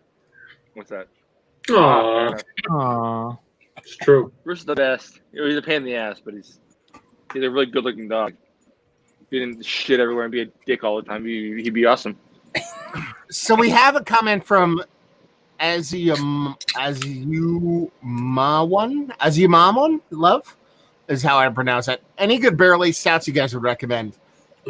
Let's do this, but keep it broad. Accessible. You know, you can't be like, yeah, I want this Troon barrel-aged stout, or Hill Farm said this, that, and the other thing. First things first, almost exclusively, you can get this anywhere you look. New Holland's Dragon Milk. You can find right that there. Stout, like anywhere. I could find it everywhere I go. Like that would be my like classic, like shelfie. I can get it whenever I want. Fucking barrel-aged beer. You know what I mean? Stout or otherwise. Yeah. What about you guys? Barrel-aged narwhal. Now it's in can. Great beer. Super easy to get. Now it's super easy to get. So yeah, why not? Just like you can grab a couple cans, cellar them, other 2, drink them. Yeah, I mean, I think get what you can. I mean, at least it's hard to tell. Like, do you want to trade for these beers, or like where are you at? But like, yeah, I would get to Sean's point. I think I would just get stuff that's available, and then drink one fresh, and then age 1 or 2 for a couple of years, and just kind of take notes or whatever, and see what you like about the flavors. Do you prefer it fresh? Do you prefer it aged? I think that might be, if it's more of a starting point question, I think that's what I would do. And just to add on to it, like any like the question itself, any good barrel aged stouts, like if you have a very relatively decent beer store, right? Like go in there, ask them what they have for barrel aged stouts. Like they're most likely gonna know, even if it's local. There's stuff that we're not gonna know about. There's stuff that a lot of people aren't gonna know about. Yeah. Who cares, right? Like if it's relatively cheap enough, grab 2 of them, drink it now, drink another one in 6 months, and then like. That's going to be the awesome way for you to kind of play around with your palate and see what's going on with it. Like, even if like you don't see a lot of reviews on Untappd or not, if they're local, who cares? Like it's your local spot. Like just see what it is. And then it's like, it's super regional. Like you were saying, like, for example, like most people will be like, you know, they gush over Bourbon County. Like I live in the middle of nowhere. And I would bet you right now, within 15 minutes, like you start a timer right now, I get off the stream while it's going, drive somewhere, grab a Bourbon County, come back and open it. And with it, like that means me getting up, finding my keys, getting in my car, driving to a place, coming back home, getting back onto this stream and opening the bottle, I could find a Bourbon County Bear Lake Stout. So for me, if you're in the United States and you're in that area, I'd be like, you're going to be hard pressed to find something as good as that. It's even better than Dragon's Milk. But some people are like, that's crazy. I can't believe you can still find it. But for me, it's a shelf turd by me. So it's kind of like, it's a very hard question to answer because it's so regional. For me, I can't get that beer a week after it's released. Bourbon Where I County? live. What? Bourbon County? Yeah. All the places, everywhere I would get them this year, they were gone within a week. The day it was released, I was able to get a case. I brought it home. I went to Wegmans, which last year I bought that beer like 3 months after it came out. This year they were gone within a week. Jeez. Yeah. See, by me, there's like a chain store, not like a craft beer store, like a chain store. You walk in there, they have a shelf. 16, 17, 18, 19. There's like 20 of them on each shelf. Like you can do a vertical from 16 to this year and be like, and they're like $9.99, $10, $11. They're just like, yeah, do whatever you want. Send me those, I'll pay you for them. Palooza. Send me them, I'll pay you for them. I mean that. Including shipping, I'll pay you all of it. Or you just come down here, we we drink a bunch of beers and you go home with them. God damn it. That's a good idea. Damn it, that's a great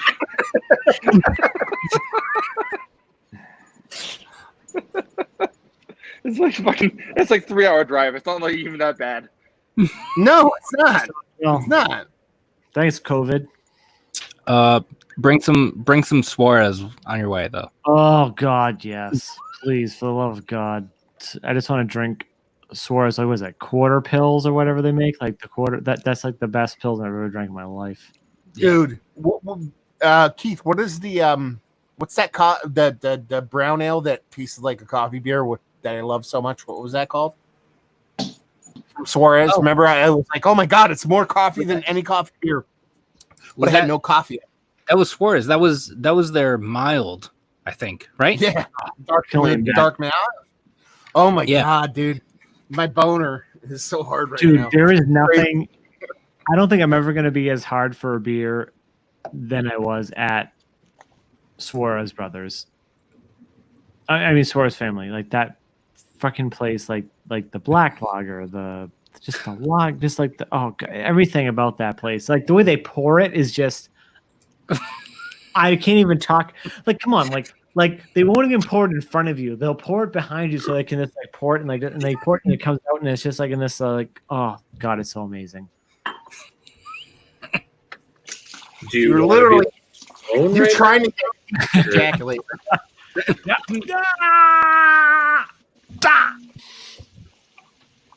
No, but it's so good. It's so good. All right, man. I need to go eat some dinner. Thank you for having and hosting this, Matt. I'll see you dudes later. Cheers. Later. See you later. I guess I really offended Kyle. No, that's I drank too much beer. I need to go. But he's way more polite to me than because I just leave. You know what I mean? Yeah. So. Like the shirt, Matt. Thank you very much. Rhode Island Gooners. Thank you very much. Yeah. What's That's the dragon now? Ooh, double helix. That's delicious. Who's that from? Spyglass. Is that an IPA? Yeah. They're in Nashville. They're hands down like the best stuff that New Hampshire started putting out in a while. Yeah. So, actually, can I ask you about? Yeah.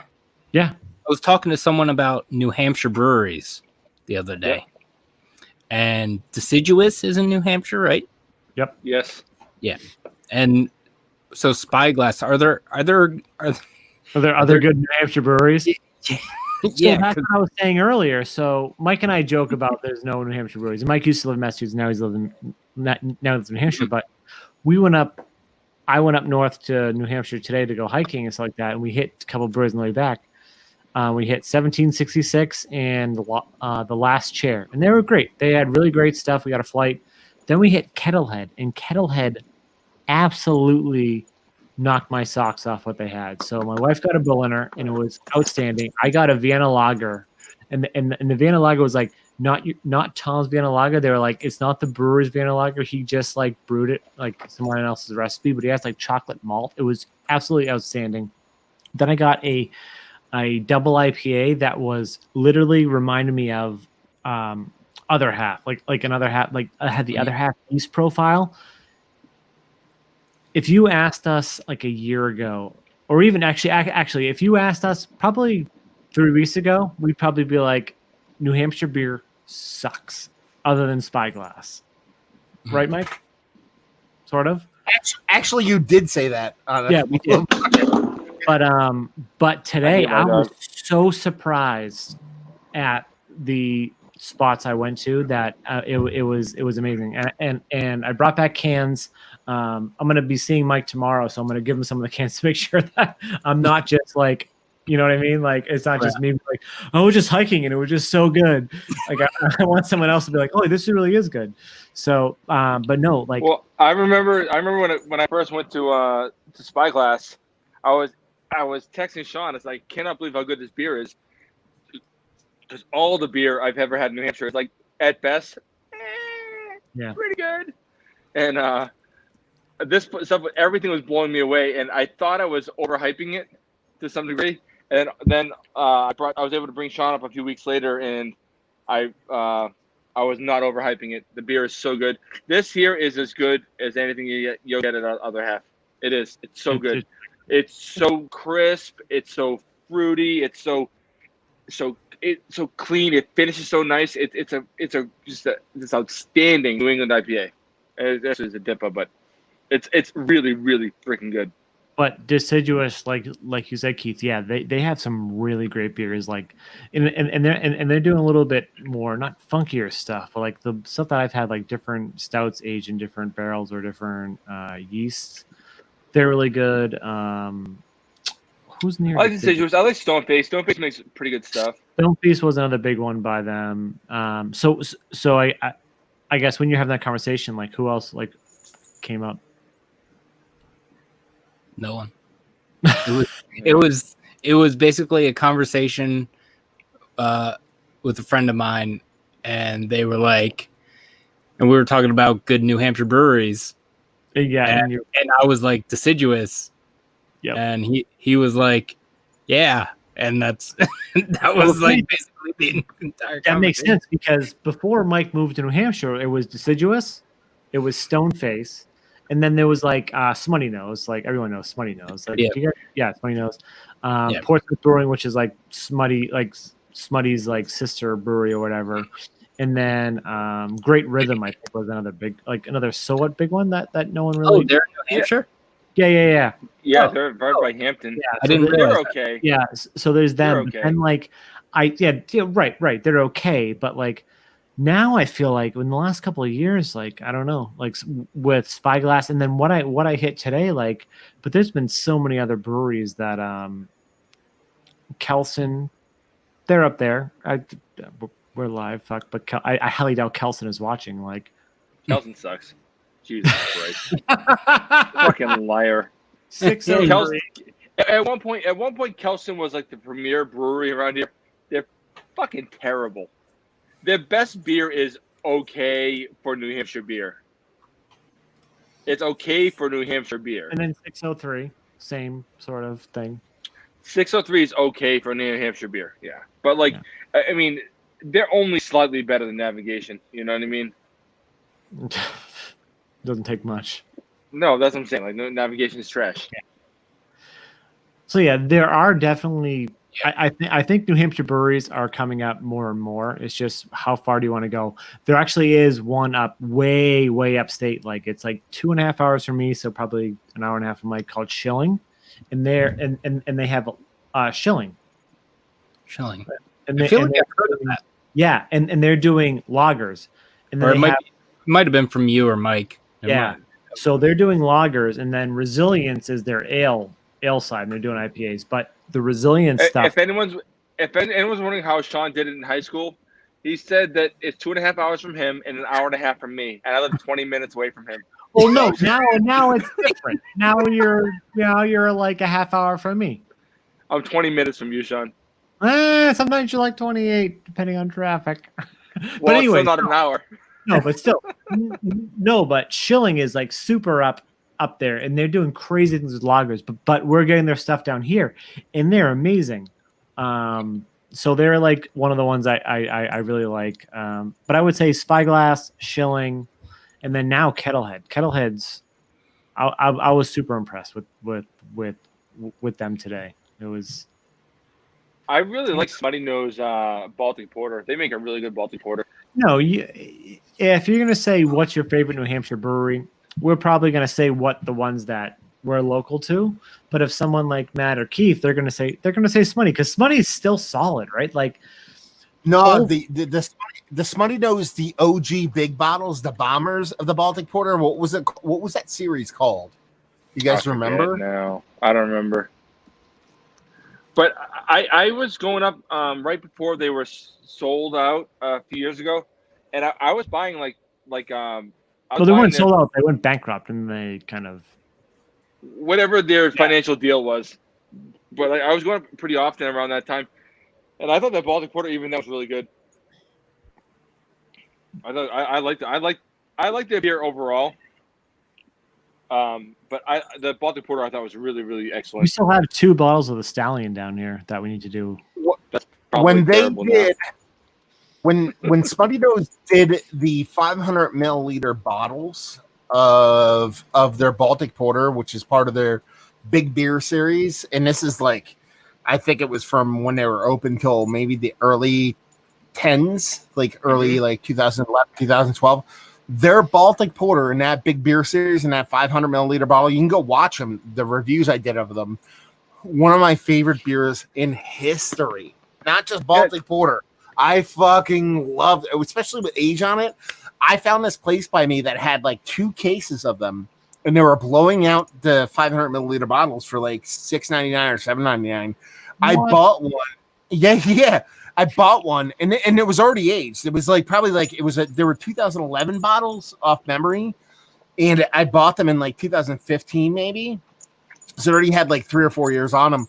And I bought one, and I just went back and I just kept ripping them out of the place. I didn't even buy the whole lot because no one was buying them. So I was like, fuck it. And every time I go to that place, I'll be like, I'll take them. And it lasted for like months. And I'm like, it's like the everlasting gobstopper. I'm like, it's never going to go away. And then it went away, and I was sad. A few years ago, my wife and I were up there, and I got like a flight or whatever it was, but there you get like one sample at a time.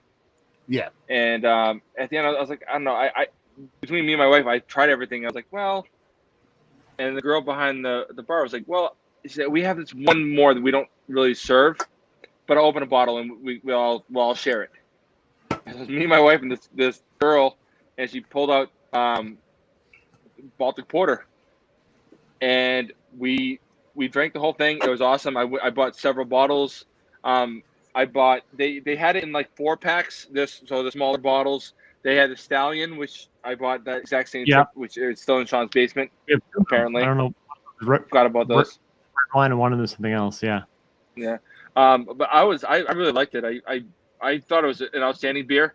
If it was even better when you had it way back when, Matt, then I shudder to think how good that fucking beer was. Because I thought it was excellent when I had it, you know? Yeah, let's put it this way. Let's see how old this video fucking is. Good God. 2014 is when I reviewed it. Oh, shit. Yeah. Look at it. Look at this fucking guy here. Let me share this fucking screen. Oh, yeah, share it. Let's see how young you looked. Babyface. Oh, there you go. Inception. Let me oh, you know what? I probably have to open it in a different browser, I think. All right, let's go over here. All right, let's try this. I am totally babyface in this motherfucker. And I am, yeah. Come on. Yeah, let's see. Come on. Oh my God, I look weird. So what year are those stallions that I have down in the basement? Do you know? One's the how old or which ones are they? Because it's two, right? I thought they were different. Yeah, but they're different years too. I'll check after this. Oh wow! Oh, look shit. at you. Now, you've had some hard living these last 6 years. Yeah. This, yeah. Wearing that fucking golden triangle fucking t-shirt and like Arsenal shit hanging everywhere and just being a fucking red hot piece of garbage. Yeah, that and those beers. So that was 2014. These were probably 3 to 4 year old bottles, and oh my god, dude, they were so fucking good.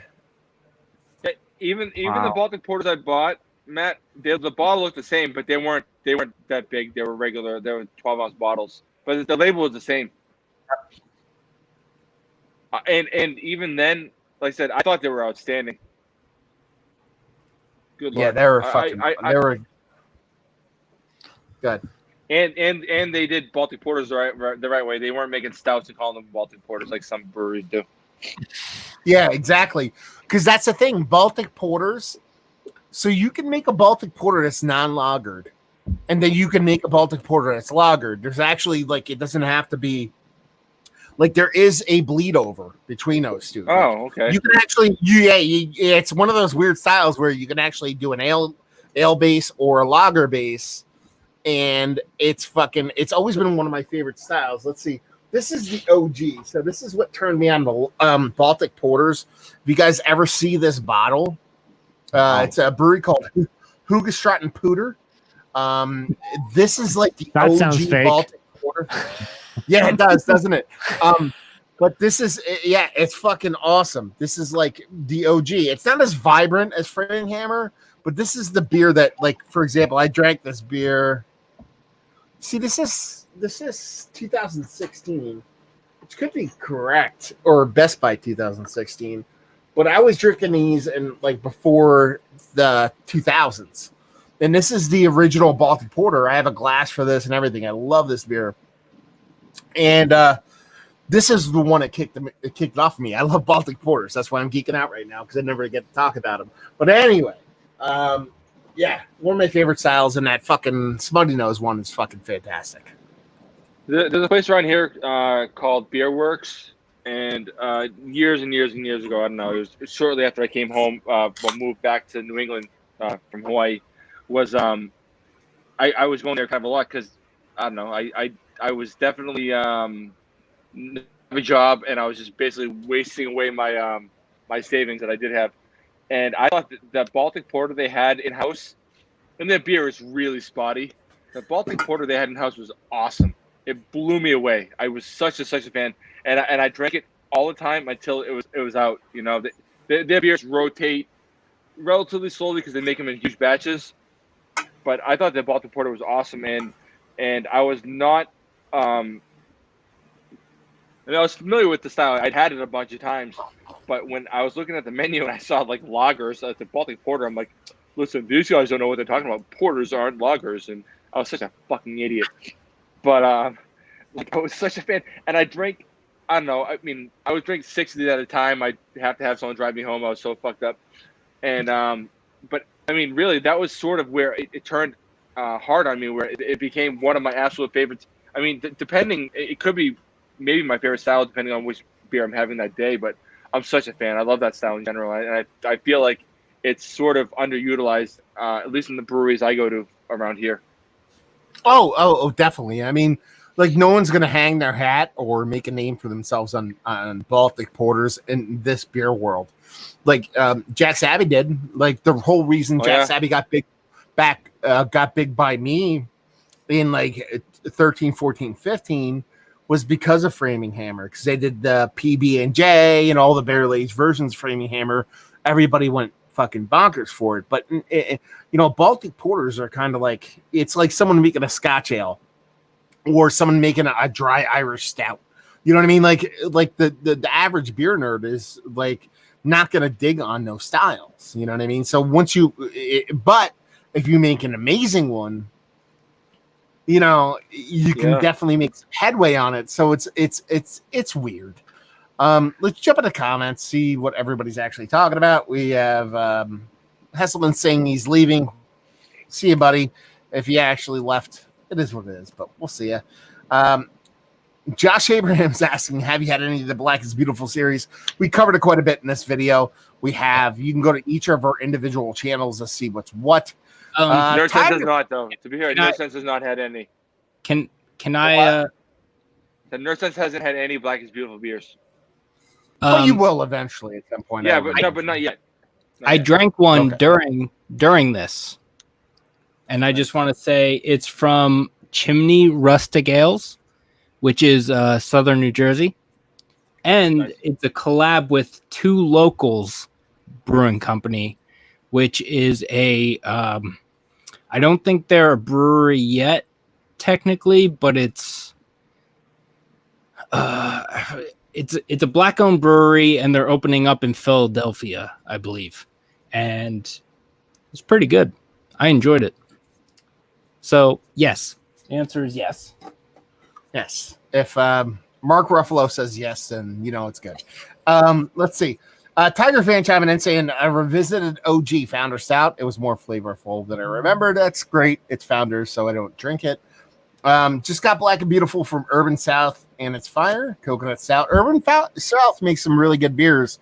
Not sure if you guys have had it before, but I had their beers before, but they make pretty good stuff. Michael Williams said, Founders OG Stout, by the way. I haven't had it in years, but I used to really like it. Okay. And it's Michael Williams says, well, I just try to avoid all things Founders if I can. I do now. And, I do now. Yeah. I know then. And well, I had I think I ended up with maybe 18 reviews of Founders on my channel. I removed them all about a year ago. Oh, wow. Okay. Yeah. And it says, Michael says, I'm in Rochester, New York, 30 minutes away from Other Half. Immortalis. What are the most hype breweries in your areas? Yeah, I mean, he's talking about 30 minutes from Rochester. True. He's from, they're fantastic. Keith and I stopped at Mortalis on our way back in October. It was awesome. Yeah, it was up at the same time when we did the Sheldon Brothers Fest. You're doing a bachelor party, and Keith is like, I hate high ABV stouts. This is gonna suck. And then he had their coffee stout, which is like 10%. He's like,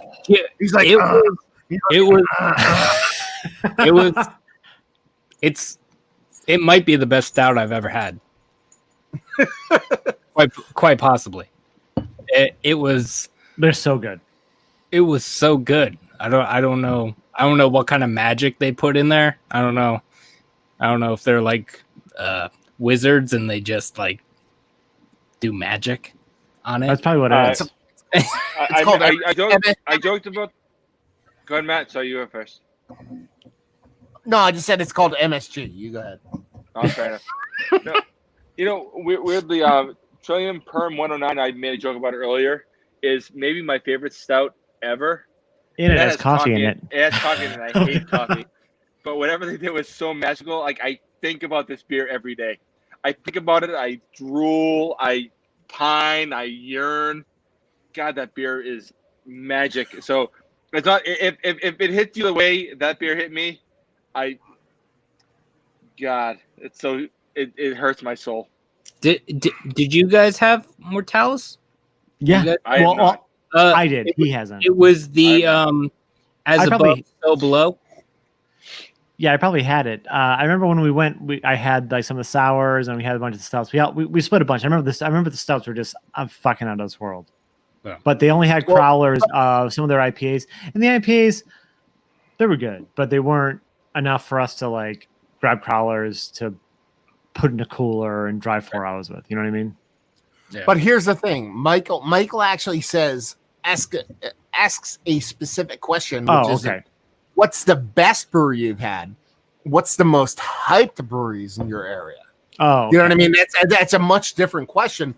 For me, in my area, Troon is by far and away the most hyped brewery in my area. Like they're insane. Like all they do is crowlers. That's all they do. They don't even do any cans. Once a year or two, they do bottles. But they pretty much say, "Hey, we have crowlers," and then 26 seconds later, they go, "Yeah, we don't have anything left." All their shit sells out in 26 seconds. Kane, to a certain extent, even though Kane's production level has like grown quite a bit, they're probably one of the more hype breweries. But that's even Wayne. What else would you say, Keith? Like in our area, hyped, like hyped. I don't know. Troon was the first one that came to mind. Maybe Conclave a little bit. No, they're not hyped at all. No, their shit sells out because people like them, but there's no like. If I say, let's put it this way: if I went into a beer forum, like on Facebook, and I went to like somebody in like it was a national beer hype thing, and I said Conclave. People were like, who the fuck are you talking about? If I said Troon, people were like, oh yeah, no fucking Troon.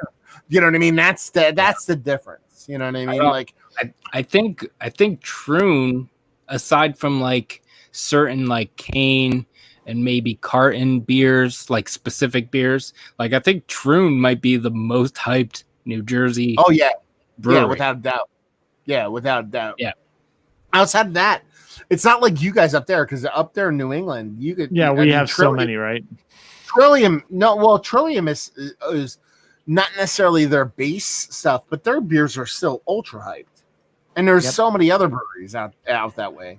Trillium is like 30 minutes. One of the breweries, at least from me. Treehouse is 45, a little under an hour. There's also Trillium from work today. I took my lunch to go there to pick up beer. It's 14 minutes from my work. Yeah, so I was there and back in less than a half hour. But no, they're definitely the hype. Trillium and Treehouse. Everyone knows Trillium and Treehouse, right? But like, then we think about Idle Hands. Idle Hands is there, and Idle Hands is fucking fantastic. Matt, did you hit Idle Hands on your East Coast tour? No. Oh, you missed out. Yeah, but no, when I did the East Coast thing, I think Idle Hands is probably open, but it was way before they were like. Yeah, they had some. We're talking 4 years ago. Yeah, you're right. Yeah. Because at one point they were like literally they got booted out of their space because of the landlord, and they were brewing at night shift because they didn't have another spot, and then they got the spot. But I would say like other than Treehouse and Trillium, like the known ones, Idle Hands is a big one. Like if you can get Four Seam, like that's a freaking crazy New England IPA. Like they're doing great barrel aged things. They're doing great lagers. Are they hyped though, Sean? Yeah, I guess you're right. Could we have a discussion about Fox Farm? Have you guys had any Fox Farm? Nope. None. I want to punch you all. I want to punch you all in the face because where are they? Connecticut. My fault. Rhode Island, right? No, Connecticut. Salem, Connecticut. Salem, Connecticut. How far is Salem, Connecticut from me? Let's see. This is the best brewery in the country right now. Oh, like, and that's not like hyperbole. That's fact. Hyperbole. Yeah. I'm looking. Hold on. Where are they in Connecticut? Salem, Connecticut. SALEM. Oh no, I can't even find them. Hold on. 94 miles. They are. It's an hour and 50. Oh, they're way down. Okay. Hour and 50. Yeah, they're about 2 hours away. Listen, I am more than twice that distance away from them, and I think about driving there all the time. So do they have? So I need you to tell me more about them. Keep going. No, you don't need. No, you need to go there. You just need me to get in my car and go right now. Yeah. Exactly. Just if you get there before they open, just wait. It's fine. Let's put it this way. I like in I don't want to be like that guy as a super homer, but they over recent memory over the past like 2 years, they've made the best IPA, double IPA, pale ale, barrel aged beer, lager, Schwarzbier, Doppelbock. Like they literally made every beer like fucking like what better were than those? everybody else. How are you getting your beers? What? Are you distributing? No, fans, like people that subscribe to my channel send them to me. What was that? Hey, Witch's guys, Meadow or whatever? What was that? Guys, I'm going to let you guys go. It's great talking to you guys. I'll talk to you guys. See you, Mike. Oh, later, Mike. Mike, we're gonna go to Fox Farm soon, I guess. I guess so. Bye-bye. Later, man. No, like Sean, like it's actually like kind of upsetting how consistently amazing they are. I'm looking at this, and they have. I can see like they have a Hellas, they have a smoked Hellas, they have an they have an IPA. That's what I'm saying. But like everything they do is fantastic. How long have they been around? 2.5, 3 years, I'm guessing. Not that it matters, but like more like just like holy shit. Like it like, and it's not like they make everything. Everything they make everything, and everything they make is as good as or better than everybody else's beers. Like they're so good. I'm more want to try their lagers because like at this point, like with in my life, like IPAs, but like if the lager is good, that's what I want. But here's the thing: you remember when you had that IPA from Trillium or Treehouse, and you're like, "This is an epiphany."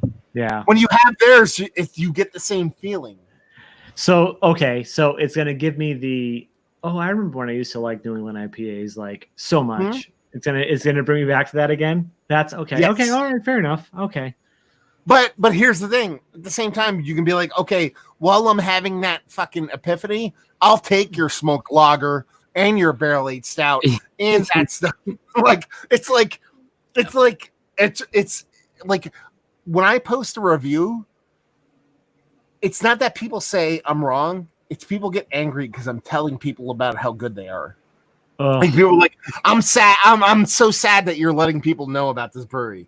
That's how people are. They're like, because they know it's a short-lived shelf life for them being able to get the beer. Because eventually it's just gonna be like, yeah, we're fucked. We can't get it anymore. Well, that's how people originally were doing with Idle Hands with Mike and I. They were like, that's a secret. Stop. Like we even see people that were like, stop.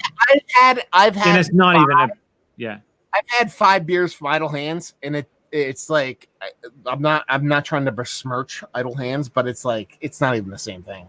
Fair enough. No. Fair enough. I get it. No. Fair enough. Yeah. What were those? Were they stouts? Those 2 bottles you did side by side? Like those were crazy good. Crazy good. Yeah. One was like an imperial stout, and then imperial stout with like something. Coffee and a bunch of shit, or wood or something like it's like not so much that they're making like great beers, they're like literally making all the beers great. Outstanding beers. Okay. Well, no, all I need to do is I'm gonna have to find like if there's an aquarium around there or a zoo, I can make an easy excuse for a family expedition. I think they're like in the middle of like some fields somewhere. Yeah, that's what it looks like. So I'm looking now. It's like an hour and 49 minutes, and I can see it's like literally on the bottom of like. If they were an hour and 49 minutes for me, I would be going there weekly. Yeah, but you don't understand traffic, my friend. No, with traffic, who cares about traffic? Hour 49 minutes is hour 40 minutes. A pound of feathers and a pound of bricks are a pound. Like, what are you talking about? An hour 49 is hour 49, son. I'll just find an Airbnb right there. Oh, there's a state forest. I could. Yeah, we'll go for a hike. No. This. No. Now that I know this, though, this is good. You have to send me stuff now because that's fine. I'll just, every time I go there, I'll get give me the limit of everything, and I'll just share the wealth. I don't care. You guys turn it on to me. I don't care. Finder's fee. Yeah, exactly. The finder's fee is I ship and stuff. Because they're like almost 5 hours from here, aren't they? They're at least 4 hours from here. Anyway, like when I post an unboxing video from somebody from like up in that area, like before they watched the video, like the video just got posted, and before they viewed it, people will type in the comments like if there's no Fox Farm in here, I'm angry. You know what I mean? Like before they even see the unboxing, like they'll be like, "Fucking, if there's no Fox Farm in here, I'm gonna fucking kill everybody." You know what I mean? I think Like- this could be an easy thing for me to try to do next weekend or the weekend after, because like we did like the hiking I was talking about today, and we're sitting at one of the breweries, and my wife goes, "Is it sad that like this is like the first real thing we've done outside?" And I go, "I'm not really sad. We're in a pandemic." She goes, "That's what I mean. Like we haven't really done stuff." And I go, "Yeah." And I go, "I guess we can try to do some more stuff." And then I said something like, because we wanted to go to Jack's Abbey many times during this whole thing, but since it all started, Jack's Abbey was like, we only have cans, so it's only the stuff we could get here. You know what I mean? So we're like, why would we drive 45 minutes to Jack's Abbey to get great pizza? Fine, but like drink the same stuff we could buy down the street. And then they just said today, they're like, oh, we have like 16 things on draft. She goes, well, that could be an adventure next weekend or the weekend after. And I'm like, perfect. But now I could be like, this could be the real adventure. Well, do you know her name's M. Souter? You know who I'm talking about? Mm-mm. She's like a beer journalist. She's Pints and Panels is like her like at name for like Instagram and all that stuff. You should follow her. She's really like, she's like, I believe she's like an upper level Cicerone, like as far as like tasting and stuff like that, because she's actually in like the industry as far as pouring beer. She's I believe she's at minimum a tap house manager at Fox Farm. So she's like basically like what we do on YouTube, but like more legitimate, way more professional. way more professional. And she's the tap room manager, because when I did my video about supporting breweries during COVID when it first hit, if you look at the thumbnail on that, that's actually a picture she took, and I actually contacted her and be like, hey, can I use your picture as a thumbnail because you took it? And she's like, no, that's awesome. They didn't even fucking ask. Everybody steals my shit. And I was like, very cool. You know what I mean? All that kind of stuff. But she's done podcasts and all kinds of stuff. She's really great in the beer world and stuff like that. But she's usually the person in the tap room that you would communicate with there. But yeah, go. Yeah. Not only buy Max allotments and send it all to me and Keith. Dude, that's, I'm looking at their Instagram now and it's just like, holy shit. Yeah. All I want is that smoked beer. I think it's called the Cabin. The Cabin. Just if you don't like smoked stuff, just send it all. Oh no, I do like my smoked beer, so sorry, but holy shit, yeah, there's just so many things on this. How did I not know about this place? Like kind of labels, offensive. I'm looking at the labels and I have seen them in your thumbnails, Matt, and I haven't watched those videos yet. But like, he doesn't watch. How do I know? Because you don't watch. That's why. It's offensive because Matt and I were talking about going there almost a year ago. Yep. And we weren't able to. We skipped it because we didn't have the time. Yeah. Well, now if you go, you can come by this way and you could just hang out here. Holy shit. Oh, no, that wouldn't happen, because what I would do would scumbag into somebody that works at the brewery and just hang out and chug food or ales for the night. You know what I mean? Like, sleep out in the fields or whatever. Yep. No, this is definitely on my list of places to go. And I'll take all the pictures and I'll send you guys all the pictures. And then I'll say, maybe I'll send you cans. I don't care about anything other than beer in my hand. Give it to me. Pour it in my hand. I don't care. One rib. Okay, I think we're done, because I want to go play video golf. Okay.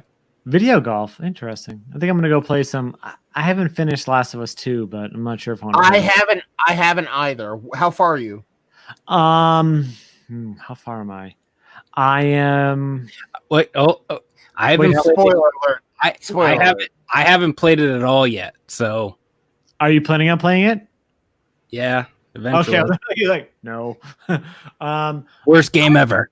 I'm probably like more than half. I think I would think more than halfway through, but I don't know because those games are so freaking long. I am.